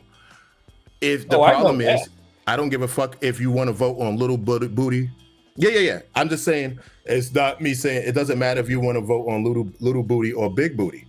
The goal is just give me the money and let the fools argue about it. And when you give me the money, all I got to do is get you all in the room and let you argue about it, as long as you bought a ticket, and that's all that counts. And honestly, that should be the collective goal. That's really all that trying counts. to obtain, but nobody thinks of that. Everybody, Black people don't support Black people. If somebody gave me, you know what we have done as Black people, and I hate that. Let me get this thought out right quick. If someone gave you $1 billion. If somebody gave me $1 billion to start my own wrestling promotion right now, I can start it with all Black people.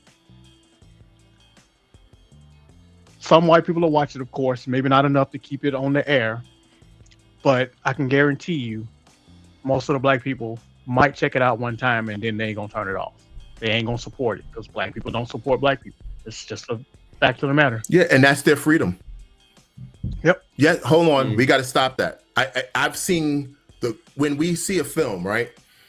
And we see the credit cards. Black people do support black. You know what we have been programmed to do? We have been programmed to say black people don't work together, but yet we're working together to say black people don't work together.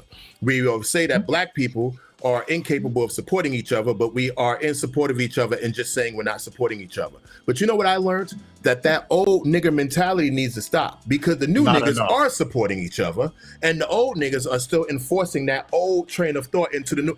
Well, you might be wrong there. And as we see the credit cards, we know that the black dollar is 100% in support of the black dollar. But if I get you to speak about saying we don't work with each other, it doesn't work. And that's the reality. We 100% work together. It's just niggas don't, we might be, a lot of us might be indoctrinated in an old world of thoughts, even though they don't see the action. I can prove to you numbers and this and that, and you still say black people won't work together. You know, we 100% do work together. The problem is we hear one person in the audience go, them niggas don't know how to work together, and all of a sudden everybody stops to have this argument about not working together. It's an easy setup. White people, guess who don't work together? White people. You know how we know? Look at the white Republicans versus the white Democrats. All they do is fight each other. They don't even know how to universally come together for America. Them niggas have a problem with working with each other, and we are emulating them. We don't have no problem working with each other. The problem is we let a conversation, a detour, and dictate our emotional response when it comes to working together. But white people struggle. You know, look at WWE right now. Is there not an eternal war in the company? Because a few white people don't know how to work together? As a matter of fact, they just mask it better. I'm glad you mentioned that because now this goes into our final. Yeah, we're going to talk about. Yeah, we're going to talk about this. And then I'm going to give the floor to Mr. Showtime, you know, because this man been quiet. So I'm going to want to bring everybody in this conversation on the next one because I know everybody and their mama got something to say about this. So this is the state of professional wrestling. And thank you for segueing us into this because WWE is in, I don't know what the fuck they are on right now, but this shit is pissing me the fuck off. I don't know about anybody else, but I don't know what the fuck is going on with that company. But once again, there is no type of accountability whatsoever. And Deidre, your videos are hilarious. You know, Rock is a pussy. I agree. Triple H is a pussy. I agree. All the above. I'm so serious. It's just I can't. Are you being literal with them? I can't. But I'm going to give it to Mr. Showroom that's over there in the other box over there. Tell us what you think about the state of professional wrestling. Go ahead. I don't think the state of professional wrestling is in a bad place at all. I think WWE is in a bad place as of right now, especially because I feel like they're trying to transition to like a more commercial company.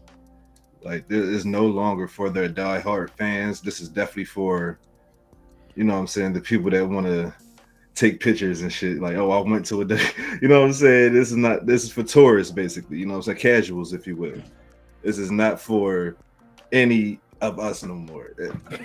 I looked at the last PLE as like a UFC event. That's what everything been feeling that way. And I think the last PLE was motherfucking WrestleMania. I'm saying the last PLE because I don't remember it. That's like, oh, stop it! Stop being shady. You know the last one was WrestleMania. I'm dead ass serious.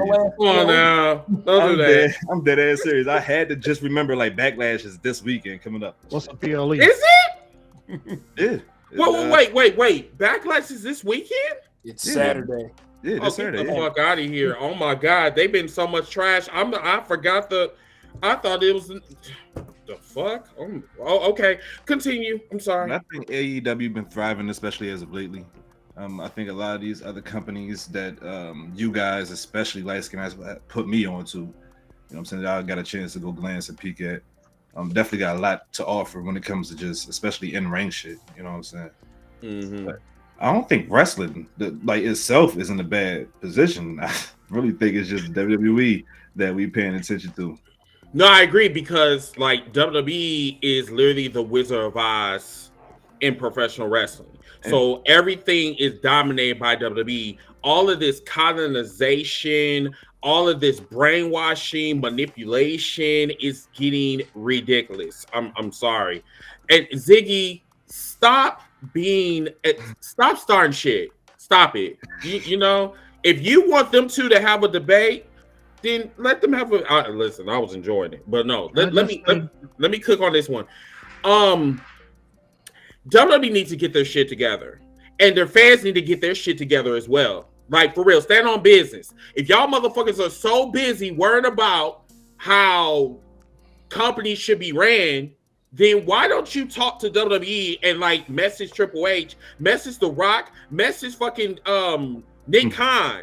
Every time I look at him, he's getting fatter and fatter. Like the fuck? Like I feel like know Nick Khan been talking way more than he ever been. You know what I'm saying? Because I'm thinking, then when you open up your mouth, you ain't talking about shit at all. Stay your ass in that goddamn office when what's the name was up there bumping and grinding. You know, do that.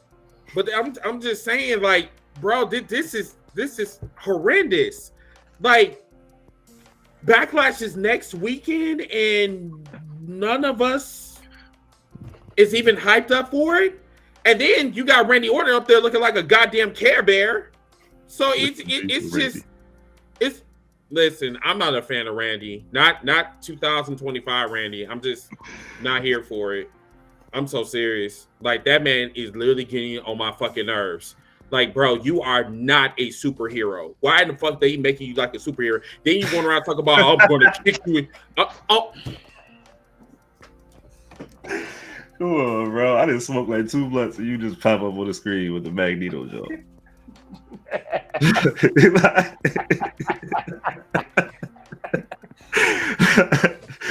That shit took me. I got to. It ain't gonna fit. I got to drink on that one, but yeah, I'm sorry, I have to go on that little rant because that they have like literally irritated my ball sack. I'm so serious. They just really have gotten on my goddamn nerves. I'm so serious. Go ahead, since you got the big boss, you go for it. So. I watch. Y'all know I've said it 100 times that I watch different wrestling different than most folks. I don't care about attendance. I don't care about ratings. I don't care about none of that side shit. I only care about being entertained. And right now, the company that entertains me the most is AEW. Now, nothing against any other company because I watch a lot of wrestling, a shitload of wrestling, including indies. I attend my local indie companies because there's multiple ones out here in DFW. Mm-hmm. But AEW gets my money for the most part. They definitely gonna get your money in Texas. Hey, I've already bought tickets to every show that they got. Yeah, you don't have to tell me that. So yeah, WWE. I like WWE. I grew up watching WWE. I still watch WWE. But you know what he was saying earlier, a few minutes ago, I kind of agree with him. They've changed too much for me. I don't know about the UFC field, but I do sense a lot of pandering, like getting all the online content creators is what you call them, getting all those people involved, having them taking up TV time. The moist potatoes. Yeah, it's still entertainment to some. I'm not really feeling it. It's still entertainment to a lot. So wrestling ain't struggling at all. WWE ain't struggling. I mean, they selling tickets for $40,000, so they're in a good place. And you know, but yet they're releasing bitches every fucking 2 hours. Yeah, that's that part I can speak on in the business sense. I can speak on why they did that because it ain't got nothing to do with their overall bottom line. That's got something to do with this is the amount of money we have set aside for talent, and it doesn't matter how much money we make over here. This is the amount of money we got set aside for talent. Like so once we sign the 3 wrestlers from AEW, I got to replace 3 wrestlers on my roster that I already have that I ain't using, that I've anybody. So that's basically what happened. You know, Penta, I got a new toy. Penta, I got a new toy. Ray Phoenix, I got a new toy. Motor City Machine Guns back when they signed them, and anybody else. So remember, I've always said, any company that signs a new wrestler is at the expense of somebody else. So rather than have 150 wrestlers, which they have more than that anyway, so I'm gonna bring one in, I'm gonna take one out. I'm gonna bring another one in. I'm probably gonna take two out because I'm paying this guy, an extra $500,000 to keep him away from AEW. So it is what it is. I mean, every major company, especially a Fortune 500 company or a publicly traded company, is run the same way. This is the amount of money I got for wrestling, for talent. This is the amount of money I got for the back office folks. They don't really go over that budget because that budget is set at the beginning of the year and it stays there. Especially when you start talking about 3-year and 5-year contracts. So they ain't gonna over budget paying new wrestlers without getting rid of somebody else. So I get everybody's upset because they're making all this shit ton of money, but they set their budget and they leave it there. That's just how it is. It's how it is in any form of business. Now, 316 MMA asked this question, which is a very interesting question. Still waiting on the reason why they did not do a February Black History Month celebration, because they don't care about niggas. They never gave a fuck about niggas, and they're not going to give a fuck about niggas now. That's why you were seeing a whole bunch of roots. Who complained online about it though? Nobody. Not enough people. It was all over Reddit when I saw it. A lot of people complained on Reddit. Nobody cares a fuck about Reddit. Or what they meant to. But how long? Because I saw some of that. Not says 190 million right? I can't see them. It was like 3 weeks in the future I started seeing the complaining. Yeah, people were complaining about it. Whether we acknowledge it or not, people 100% did complain about it. I know I did. Was you on Reddit? No, I wasn't on Reddit. I was all over the rest of social media complaining about it. This motherfucker. I know. It was all over wrestling social media. It didn't matter. It was there. It was all over wrestling social media. I know. It definitely was. Being a dick. I'm sorry. No, I think that was one of the main things that people was pointing out about Triple H was the fact that they wasn't showing no Black history, anything. Because people were saying they was actually giving Vince credit because they was remembering the fact that Vince would actually do these things. But that was one of the main things that I remember seeing. And that's my issue with the current. No, you good. Go ahead. You in deep thought? I think that's my current issue with the state of WWE. What's that? Which is what? Who, me? Yeah, you. It's like you was in deep thought, and you was like, I listen to. No, because I listen to what everybody says in detail. I'm one of those people. I listen extremely in detail, so to what you're saying, and I'm processing it. Okay. I think the biggest, the current issue with the WWE is when Triple H says, "I don't see color." Once I hear that line, you really do see color, and I think I would want someone in charge that 100% sees color. Yeah. Yeah. I need someone in charge who sees color. I need someone who sees Black, who sees Hispanic, and who sees white, and says, "How can I make money with blurring them all together, but not destroying their identities?" And the problem with WWE is right now, everybody looks the same. Whether Black or white, they have the same physical build, they have the same look, they talk the same, they walk the same. All their musics almost sound the same, though they are different people. Yeah. And we're not getting originality. We're not getting any originality. The other state of it is, it's the truth. And Triple H is not even making an attempt to find people who he need to be hiring people who look better than him in his height, who at his height of his career. He needs to find people who talked better than him. The goal is to find people who surpassed your last set of skills and ability in order to create a greater product. Most people, what Triple H's situation is, he hires the smaller wrestler, the skinnier guy.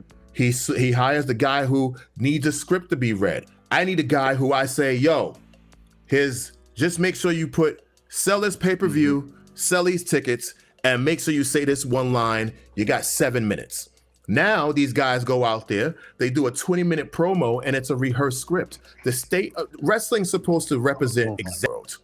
So the reason why the Attitude Era is so prominent to a lot of people, as an example, is because it represented MTV, VH1, BET, the rock music. The NWO was Kevin Nash literally said the NWO was a copy of the East Coast, West Coast wars.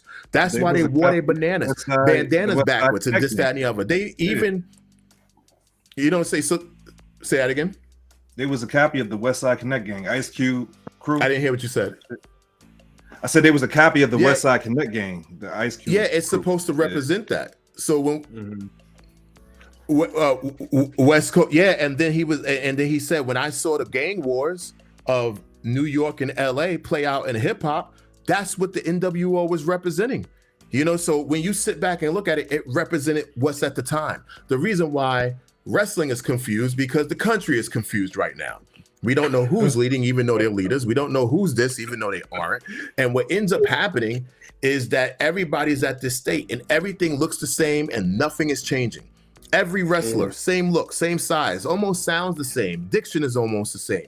There is no originality. So if you want to change the state of wrestling, you must hire the guys who can serve past Hogan, Steve Austin, Roman, and all of that. At the end of the day, Vince, the last three people Vince picked are the last three superstars we're going to see in professional wrestling, period. One was Roman. He said he's going to feed this whole industry for the next 10 to 15 years. Say that again. There's something that he said a couple minutes ago that is my biggest pet peeve with the WWE. It's that 20-minute promo. Not only that 20-minute promo, but 99% of Monday Night Raw, and I want to say probably SmackDown too, because I hardly ever watch SmackDown, is when they kick that show off with that 20-minute promo, the formula, that formulaic way of booking wrestling, I'm at the end of my line when it comes to WWE and it. Yeah. Having that 20-minute promo to open the show, and then those same people are going to be in the main event of that night. That is my biggest pet peeve with WWE, and they will of course leave that thing alone. Yeah, because matter of fact, we was in your space. And even if you put the no, we was in your space, Deidre, about your stream was better than SmackDown's, and it was like it was because like we was having fun interacting with you, Barrett. Other than like watching SmackDown, and that's bad. Like we having fun like on a wrestling stream versus actually watching the show. Like I don't think WWE really gives a fuck at this point. I don't think they care. I think they're so worried about their money. I think there are people who do. Oh, go ahead. And therein lies my other issue with the state of professional wrestling, because what they're doing now, and this is AEW, this is TNA, this is all of the wrestling companies, everything that they're doing now from this standpoint, the business will drop by the time 2030 spins around. And we're going to go through another 10 years of a quiet and bad business. The difference is that WWE can be completely shelved because it's not a mom and pop shop anymore, even when it's $1 billion corporation. It is now a true corporate conglomerate and entity that's sharing with the UFC.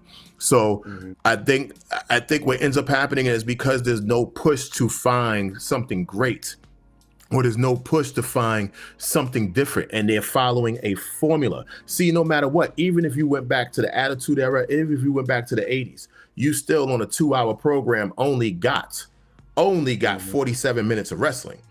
On an hour program, you still only got 23 minutes of wrestling. So if let me break down the wrestling formula to you, to be exact. If you go to we go to a wrestling show, we see the show, we do this. When a wrestler comes to the ring, the promo eats up 20 minutes and then they run to a commercial break. Then that wrestler is told, you got 10 minutes. but you got a 1.5 minute entrance there, another 1.5 minute entrance there, and then midway through the match, they throw the commercial in because each wrestler is catered to the commercial. And then when you come out of commercial break, you now have to rev back up to get into the match. And then it's about leading you to a backstage segment and to another match. So if you add up all the wrestling, me and Jake the Snake Roberts talked about that. If you add up all the wrestling, it's still 42 minutes of wrestling. The problem is now we have to stretch this out for 3 hours. And now we have to stretch this out for 2 hours. And that's the problem with the show. And now the show has gone where they always wanted it to be, an advertising-based system. Now your eye looks down at the mat before you look up at the wrestlers because of the fucking WWE logo and all of the time you send the wrestlers to the corner, their human eye has dropped down to their feet to look at the advertising and come back up. So if I'm sitting in corporate, I'm going to say, yo, they're going to spend 20 seconds trying to figure out what advertising they're stepping on. The ring mat should be sacred. Do not put any advertisers around there. You have the barricade to do that. You have this. So because we have reached the highest level of commercialization of professional wrestling and the way they're selling tickets, what they're going to do in 5 years is going to hurt. Because when everybody realizes all the wrestlers look the same, and when they're on NXT, they look phenomenal. And then they go on to Raw and SmackDown, the land of the last of the giants, and you look at DIY. One looks like he got child's underwear on, and you go, Jesus Christ, these guys are small. So you're not even so. You realize Triple H is hiring smaller guys, and the last of the generation of the big Vince McMahon hires tower over them.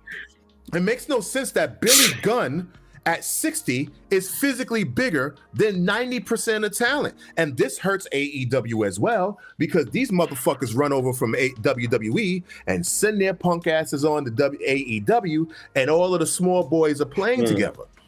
And that no one realized how big Randy Orton was until the new generation started to show up. Exactly. On Raw, how is he the biggest wrestler in the industry right now? Probably because of them. Right now, I'm still the last. I'm 300. Yeah, I stood next to a wrestler. Let me tell you something. I stood next to a wrestler the other day, and my homegirl works in WWE. She's an on-screen talent, and I went to shake someone's hand, and I'm standing next to them. And she looked at me and said, she goes, Dietrich, I didn't realize how big you was until you stand next to them. Because I'm 6 foot, 300 pounds of solid fucking muscle. And I'm standing next to this 190 pound, possibly 202 pound with bricks in his pocket dude. And I'm like, yeah, this company going to suffer in 10 years. Now, it's not because of the size. Everybody looks alike. No one stands out. All the girls. Cody is the last of the standouts. Drew is the last of the standouts. All of them look alike. All the girls look alike. So, like, my whole thing is is same type of chick.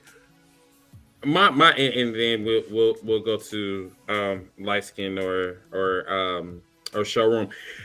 So yeah. So why are you being racist towards these people that are skinnier than you? It has nothing to do with skinnier. What I'm saying is they don't realize that they're hiring the same. What I'm pointing out is that Triple H purposely is hiring someone that looks larger than life. It was a joke. You said Triple H got I don't have a sense of humor, so I know. Long as it's not better than him, that's Triple H's type. Say what? Wait, say that again. Long as it's not better than him, that's Triple H's type. Long as the person is not better than Triple H, that's his type. Oh, so they got to be ugly as fuck, basically. I believe Shawn Michaels sees talent, but Shawn Michaels is happy to have a job. That part. Respect. I mean, it's hard for him to. Never mind. Okay, go ahead. Go ahead, light skin. I think my biggest. I mean, it's been brought up earlier. It's not the state of wrestling that's in shambles, and that includes WWE. The business is hot right now. My biggest, I think, what it's really doing is my lack of enthusiasm and excitement for WWE has just fallen off to the point where I would normally get excited for upcoming WWE shows, or I'd be excited when they're in my hometown. Like, I'm not excited anymore. The last WWE show I went to was TLC in 2019, and I went with my best friend John Jones, and we went and it was a decent show. You know, you had your bangers here and there. Aleister Black versus Buddy Murphy was great. You had the ladder match at the end. That was cool. You know, we got to see Bray Wyatt, but not Fiend Bray Wyatt. But again, my lack of enthusiasm and excitement for WWE has gone down, and that's because I'm seeing this whole different transition to them phasing out the hardcore wrestling fans, the fans that actually, you know, watch every week, you know, despite what is being presented to us. And yet we kept seeing these over commercializations, like what Dietrich brought up, you know, the constant advertisements all over the canvas, the constant advertisements, you know, that we see that build up matches. Like, how many times is Dude Wipes going to sponsor a match? You know, the constant advertisements and commercializations in the promo and backstage segments. Like, what the heck? What am I? This is supposed to be pro wrestling. I don't want to see a commercial ad for a backstage segment with The Miz and Carmelo Hayes for Beat My Meat. All right. I knew that would get your attention because you were looking down. Oh, you. Don't do that no more. Don't do that no more. It's bad enough my black ass is blind as fuck, but then you just like, hey, you up to see the beat is me. You know, I know I'm hearing. I'm just multitasking. Let's go with showroom. Did you have anything, sir, before we go to final thoughts? I got a quick question, and I asked this earlier. I just want to ask this panel real quick. Sure. Do you guys think that wrestling should have an off season? No. We talked about. I don't have an answer either way. I just want you guys' opinion. There's too much money for it to lose to have an off season. The fact that they run, you know, pretty much all year round is the way that people make their money. Yes. Yeah, I don't believe it. I mean, even though it would be cool. Yes. And I wanna add one small thing. Mm-hmm. Go for it. You can go. No, I want to add one small thing. I think this is why about the advertising thing. I think this is why it was easy for WWE to buy AAA. As a person who's seen AAA in person, as a person who's been watching AAA, if you watched it, they are advertising animals over there. They will put everything. They will put advertisings all over the building, on the Tron, even on their big, for lack of a better term, Titantron that's on the wall. They are always running advertising for local food, stuff on Amazon, this, that, and the other. So I think it made it easy for WWE to work with them because they are advertising animals as well. Panda bears and all of that. We're about to see that triple once AAA gets involved. Here's my opinion on the off time. So I do believe wrestling should have an off season, but only if every single company would agree to that, because I do believe in you know, going without something that will make you want it even more, if you know what I mean. Like, for instance, AEW only comes to Dallas once a year, which is great. They go to Chicago like 3 times a year. So when they come to Dallas, I know no matter what, I'm going to see them because I miss them. I hadn't seen them in a while. So I personally believe that if wrestling didn't come on 5 times a week, every single week, that we would enjoy it more and not complain as much, and we would miss it even more. But wrestling is on every damn night, which is great. But maybe it isn't.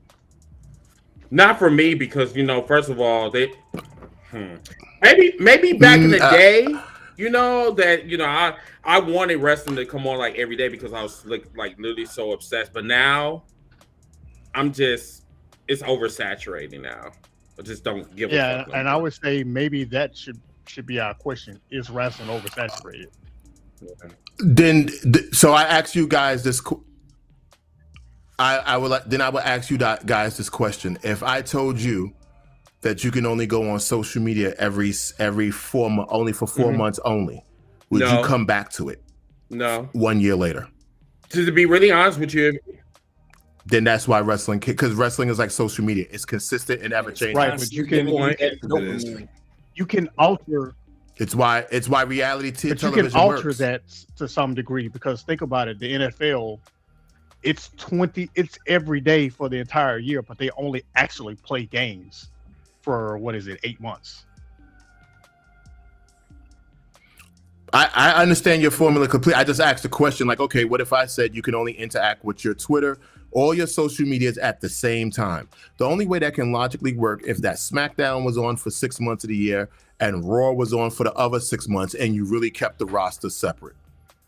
That's the only way that worked. The problem is the average fan, which entertainment has taught us, which media has taught us, wants consistency. There's a reason why Love and Hip Hop only came on once a year, and now it's on 300. Now it's on 52 weeks a year with different types of shows. So if you got everybody to agree at the same time there was an off season, you might as well make all the companies come together. There's no separation in the brands. Mm-hmm. So an off season would work, but the problem is wrestling has become too interactive to even make that effectively work, even for the fan. You keep a wrestler off of TV and you still got to warm him back up to the audience if he's off TV for 6 months. So you're going to have a problem heating people back up. Good point. Definitely. I think there was a question. I don't know if you guys want to entertain this, but 316 MMA, he had a question for us. He said, question, will all the people let go from Friday night evening, who would you want to go to AEW and TNA? I just want them to have jobs, but we'll have to wait to see after the 90 and 30-day non-compete. But I do want to see Cedric Ellis. I think some of them need to put the fries in the bag. Damn. I think some of them just need to go put fries in the bag. Like, don't get out the business. Put fries in the bag. You want put the fries in the bag. You want them to go to Burger King and fry some fries? You want that BK? Don't look at me like that. Oh, I think some of those firings was needed. Okay, so do you want to elaborate who these people are? Don't do.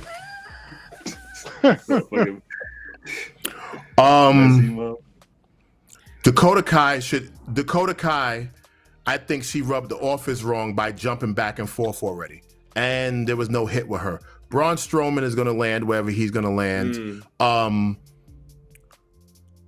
Outside of the black girl, Jakar Jackson, no one else is really going to be missed. That's a good point.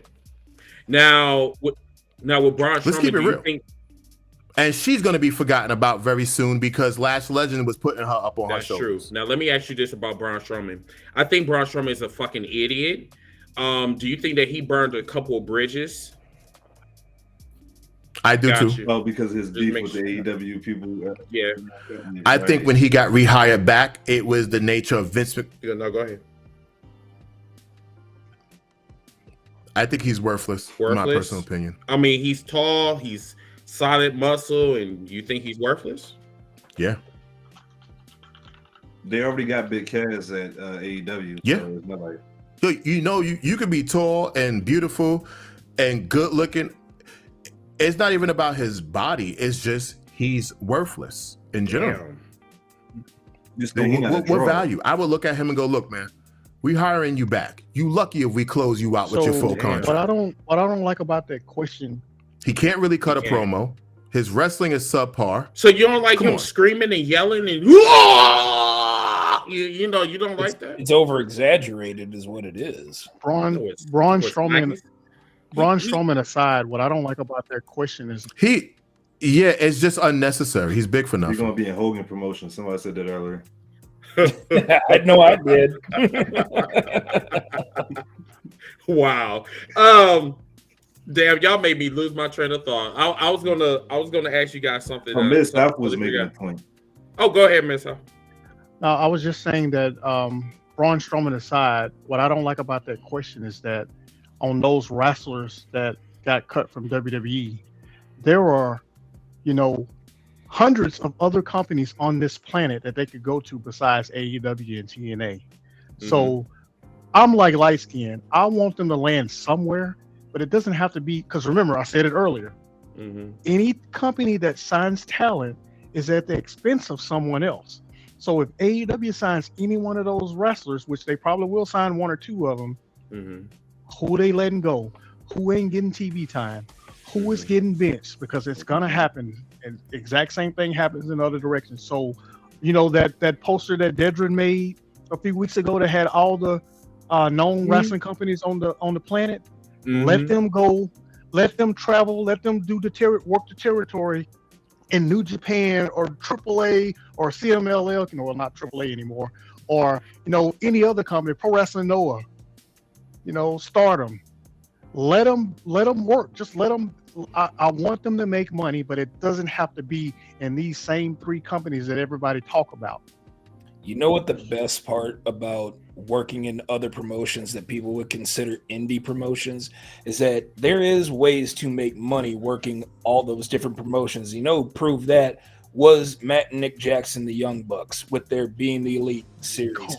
They went ahead, they worked New Japan, then they come back home, work Ring of Honor. They worked Reseda with PWG. They would work Squared City Wrestling. They were going around selling their merch. A lot of people give the Young Bucks a lot of shit, but you got to admit, they knew their shit when it came to marketing and selling their merch and getting out there and promoting their brand. And what is professional wrestling? Promoting your brand. They were the only wrestling act that was inside of Hot Topic. And I ain't talking about the local Hot Topic. I'm talking about every damn Hot Topic on the planet had Young Bucks and Bullet Club shirts. WWE did not. Okay. That's a fact I didn't know. I know something funny here on the East Coast. Our Hot Topic always had WWE merchandise. A word? During that same time? Here on the East Coast, our Hot Topic definitely had a lot of WWE merchandise. I mean, isn't WWE based like on the East Coast? I mean, yeah, it's in Connecticut. Their headquarters are based in the East Coast, but they're pretty much a worldwide company. However, during that time, and their big office is here in New York. So yeah. But I can remember going into a Hot Topic and only seeing Bullet Club stuff. I never saw any WWE stuff. I've never seen a WWE shirt in Hot. I mean, they may have them now, but I've never seen one in any of my Hot Topics. Now I know for a while. Oh, that's how people would get it locally. Okay. By going to one of those things, or what'd you call them again? Hot Topic. Hot Topic. Yeah, you don't know. It's a big like goth store. Yeah, it's a big t-shirt goth store. It's like he's from Milwaukee. They may not have stores there for teenagers. You know what? I would like to bring up something though. Hold on 1 second, light skin. So who's the person that was fucking judging me? Who's judging me? Oh, you from Milwaukee? Don't do that. Oh, who said that? Yeah, that was your black ass, wasn't it?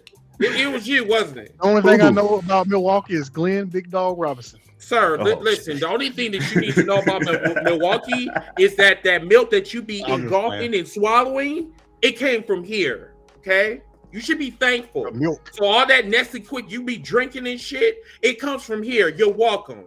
You can continue. I was in Milwaukee, I believe. I would like to. What's up? I definitely would like to add something about the WWE firings, though. Sure, go ahead. I think everyone who got fired was based off of personality management. I think that's exactly what happened. Suck? I don't think no one got fired because of skill. Tell me more. No, personality management. I think what ends up happening, and I hate to bring up corporate again, but I understand because I got a lot of friends there. I understand how that machine work. It ain't no different than any other company. I think what happened is there's a fine line right now, and we keep talking about the wrestlers. As of this moment, 16 writers were fired. That was on the Triple H side of things. So that goes to tell me that we got 17 wrestlers, we got 16 writers, media people that were fired. So I think they fired the people who knew how to fight for certain people. So if you was a writer and you put Braun in that conversation, when we got rid of Braun, we had to get rid of you. When we got rid of Dakota Kai, we had to get rid of you. So I think what ended up happening is, and the woman that they fired, who was in charge of the writing team, was the woman who turned the WWE around in 2021 when it came to storylines. So I think a lot of people are being moved out the way to who they can control, how they can talk to, and who was capable of standing up for themselves. And now it's either you think like The Rock or you think like Triple H, and it's a civil war, as has been said all over the line. But I know for a fact it's a personality management issue. Has nothing to do with talent. Because everybody on that list, whether you knew them or not, were fucking capable and talented. And 60% of them on that list was homegrown talent, not playing around in anyone's backyards for years and then coming there. So what we got right now is a roster that is bending the knee and can say, yes, I'll do the job. Not someone who says, hey, I have an idea. Yes, sir. Yes, sir. Whatever you want, sir. Yeah, it's some yes sir master shit. Yeah. Y'all boss. Yep. I'll be right there. Yes, sir. Yeah, if you want me to click, if you want me to lick your boots up, you know, just spooning shit. So this might be the greatest bootlick roster of all time. No, you may not. I just want to say one thing. No, you talked about my city. Fuck you and everything that you believe in, sir. Go ahead. This is more like a PSA to all the young folks. No offense, but you know, as somebody that's been watching wrestling for 40 years, there were no writers. There was no team. There's no staff of writers. You know, until I said this other day, 2000, 2001, whenever it was, the WWE decided to hire writers. There were no writing team. There was no 20 people from Hollywood sitting The around. booker was the writer, though. That's right. You had it was one called booker. It was called the committee. You had one booker. It was a committee in every company. That's right. Which I means thought it was the Cream Boys, wasn't it? So you still but you still have a writer, you still have a booker, which is H, and a writing team. So it's still the same, just the writing team is no longer called the committee. I think my point is they came up with the storyline. I think my point is they didn't go out to Hollywood and say, hey, I need 20 people. I need all 20 of y'all. I want you to write for John Cena. I want you to write for Randy Orton. Because that's kind of how it is now and how it's been for a while now in just WWE. Everybody else has a collection of people. That's starting to happen. Go ahead, brother. That's starting to happen in AEW. That's starting to happen in AEW for sure. And I think that is needed because you have to be able to look at a talent and say, how do we give them a story? I don't think it should be a staff of 50, but maybe a staff of 5 or 10. Some wrestling committees consisted of 30 people as they were deciding, as they was booking across the territories when they all came together before Vince, started his let's own it. So the writing team was always there. The Jim Cornettes and them could call it what it was, but even he currently admit that, yes, the booking team was the writing team, but it's not as exaggerated as it is now. Rightfully so. But I think you need someone who could say, I know what to do with that personality. I know what to do with that particular talent. So as you expand this product, the booker can only do but so much. You know what I'm saying? So now you have to expand it. And we're not catering to one type of wrestling audience. Yeah, right. We're not catering to one type of wrestling audience. We're catering to the goth kids. We're catering to the rock heads. We're catering to the hip hop heads. We're catering to every type of fucking talent. Gotcha. You know what I'm saying? Every type of viewer and listener. So even if we want those black wrestlers to be prominent, we need someone who understands black culture to write a black storyline and know how to write an interactive storyline with the other cultures. That's why in a video I had released, I had brought up, I don't give a fuck about a diversity hire. Hire the motherfucker who knows how to sell black people. And then I work with the guy who knows how to sell the luchador, and we come together and we work with the writing team to put together a phenomenal product. Because eventually the Mexican wrestler is going to have to wrestle the black wrestler. And I need a product merge. versus this Them blanket niggas- way of doing things. So that Mexicans writing ain't team to wrestling. help. None of Mexicans Most of right those now. committees from back in the day were a bunch of white boys. Say that again. I say them Mexicans, Latinos, they ain't wrestling nothing but themselves right now. Right. It's like Ryu Yeah, versus And Ken rightfully shit. so. It's like, baby. Yeah, It's like, yeah. And you know what? And when I go down, when I'm in LA and I'm in East LA, I know those Mexicans gonna need that AAA product in America. So let me hire one of them essays and let me have one of those vatos to come on down and teach me your culture, your language, and how do we market this on screen. So yeah, they may be wrestling mass for mass, but half of East LA will shut that shit down when they sell out. Half of Texas gonna show up when they get to the board, when they get close enough to where you get to that places where that shit go down. So now the Mexican wrestlers are very important to the product. Oh, and I love them, but I need writers for the Mexican dudes. But everybody, wow, what a dope show. Wow, yeah, damn. Everybody give these gentlemen a standing ovation, because number one, I need a Diedrich and Miss South debate. You two need to go one-on-one again, because I need that. I need that between y'all two. But no, seriously, you guys were fucking awesome. Oh, I enjoy this type of shit. No, we're gonna do this again. It's just a fact of like when and where, you know what I'm saying? But no, you guys were fucking awesome. Deidre, when I tell you, it was a pleasure having you on here and just educating us.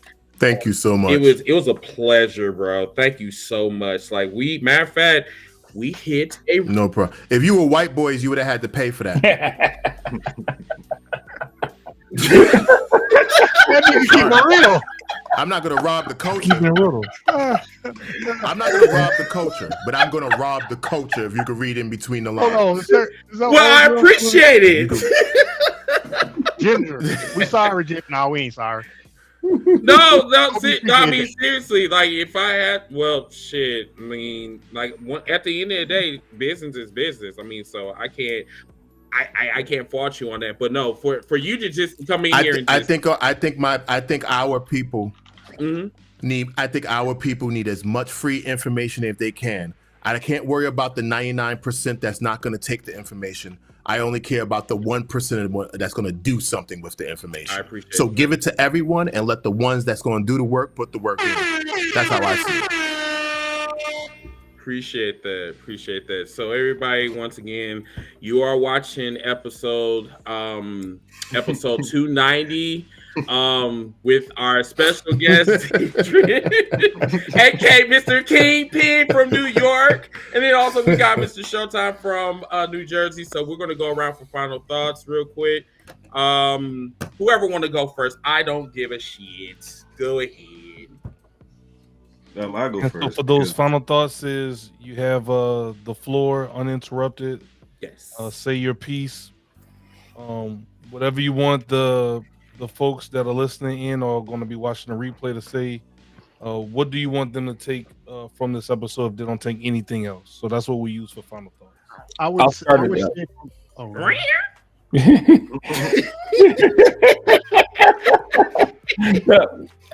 I'll start it off with this. Here's my final thoughts. All right. WWE, stay the hell away from Japan. That's all I want. You already got Mexico and AAA. You're about to buy TNA, which I'm expecting that deal to get finalized by the end of the summer. Stay the hell away from Japan. That's it? That's it. You ain't gonna talk about Backlash? You ain't gonna have no no, I'm just playing. I'm sorry. What's special about Backlash? No. Shh. No. That's his final thought. Chris is supposed to be uninterrupted. I'm so. And now my final thought is, what's special about Backlash? I didn't say anything. You did. I'm sorry. It was interrupted. Exactly. And then Backlash wasn't even important. That's why I didn't bring it up. Appreciate it. All right. Nobody want to see. What's your final thoughts, bro? My dog on Pluto. I'm floating. You hear me?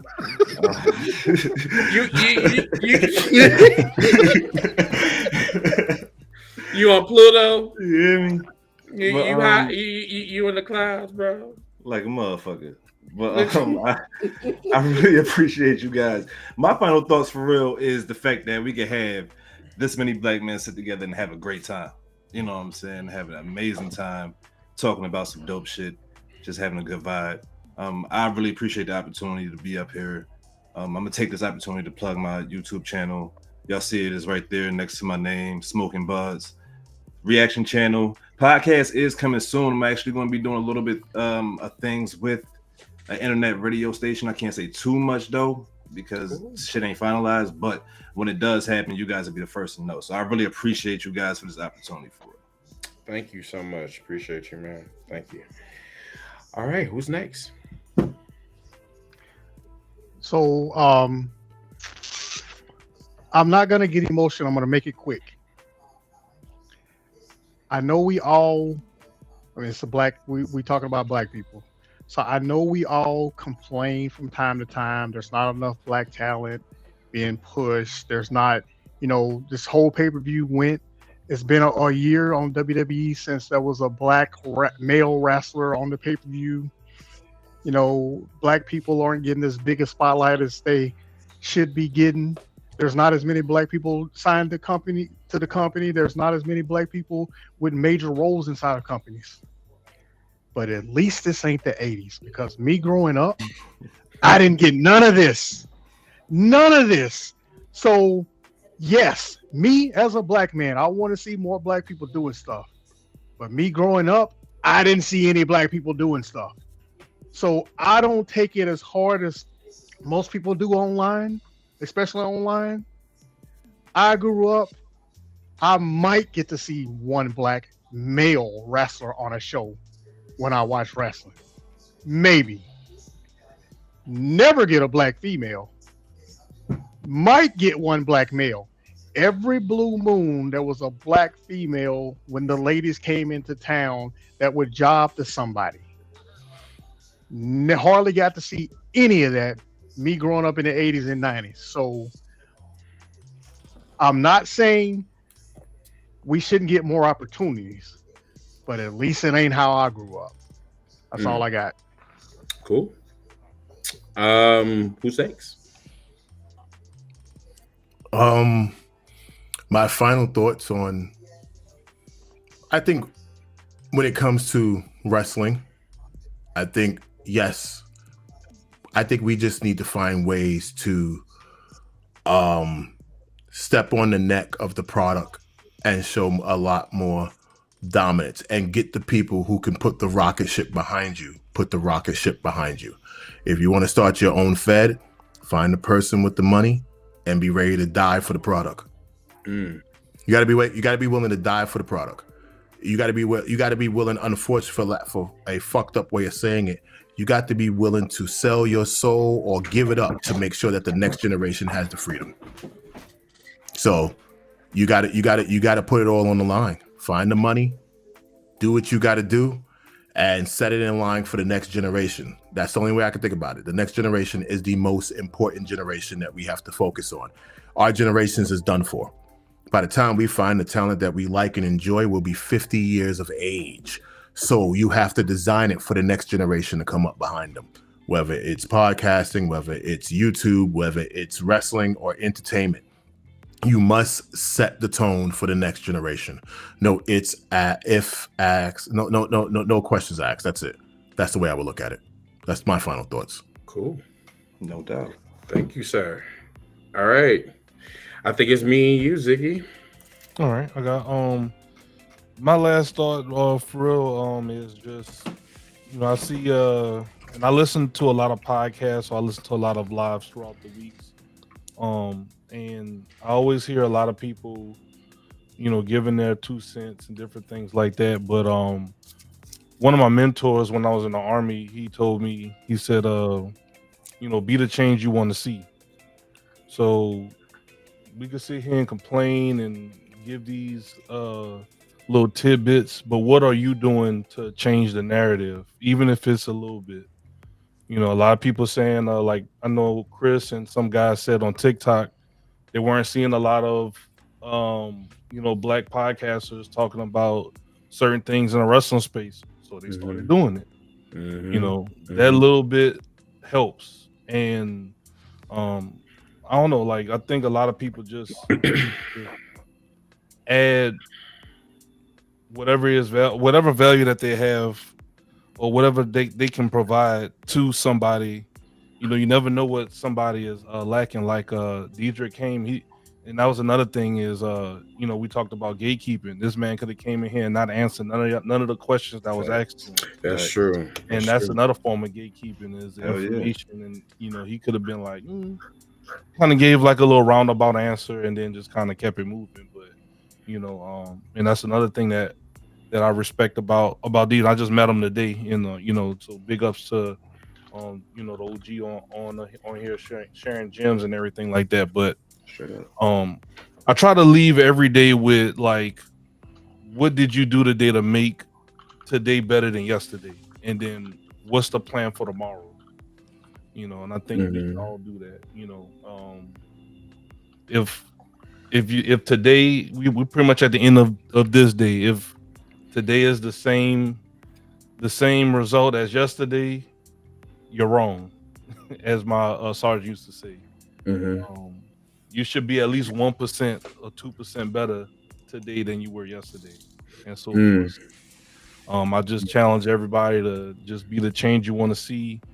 You know, help somebody, love somebody today. If you go through the whole day angry, at least be nice to one person. Like, just try to be a baby face out here. A lot of y'all want to be heroes, but ain't got no baby faces out here. Just try. See, look at it. See, look. Just try. Just try. You get out what you put in. Ain't nothing but a baby face. You put in a bunch of negativity. What you think you're gonna withdraw? When you go to put your card in the ATM, negativity. You put out a lot of positivity. You should be getting some of that back. That's all I'm saying. It's the Babyface on the Hill show. It's your boy Ziggy the Beast, and I'm out.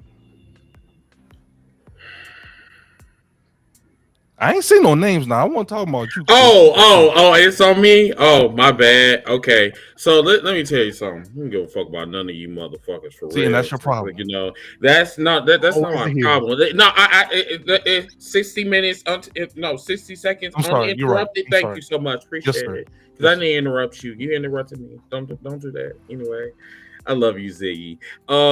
So like what Ziggy was saying, like the one thing me and him wanted to do was just basically put out a space where the conversation that you guys do like want to talk about, that is what we do. That's what we strive to do on the cookout, on here. As you can see, we literally just had an awesome black space full of like successful black men that is striving to be successful. And once again, Diedrich, I cannot express my gratitude to you.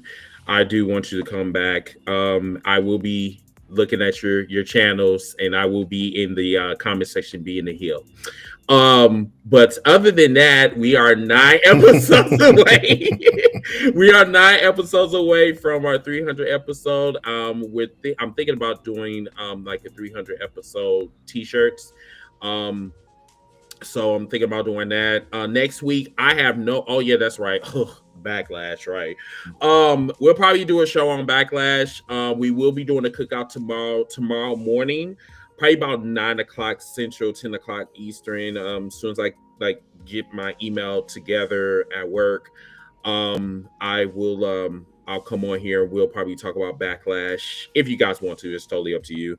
But like once again, we're here for you guys, and you know, you're here for us. Just if you want to support us, just keep doing what you're doing. Matter of fact, we hit a milestone tonight. We had 151 viewers tonight in all social media platforms. So I appreciate you guys for watching. Yeah, other than that, please follow us. Follow us on all social media platforms. Remember to check out our merch at Pro Wrestling Tees // Heels for Life. And other than that, you guys have a wonderful and blessed night, and we'll see you tomorrow at the cookout. Peace. Stay fried, my friends. Well, sure. As long as you don't trip and fall like your brother. Oh!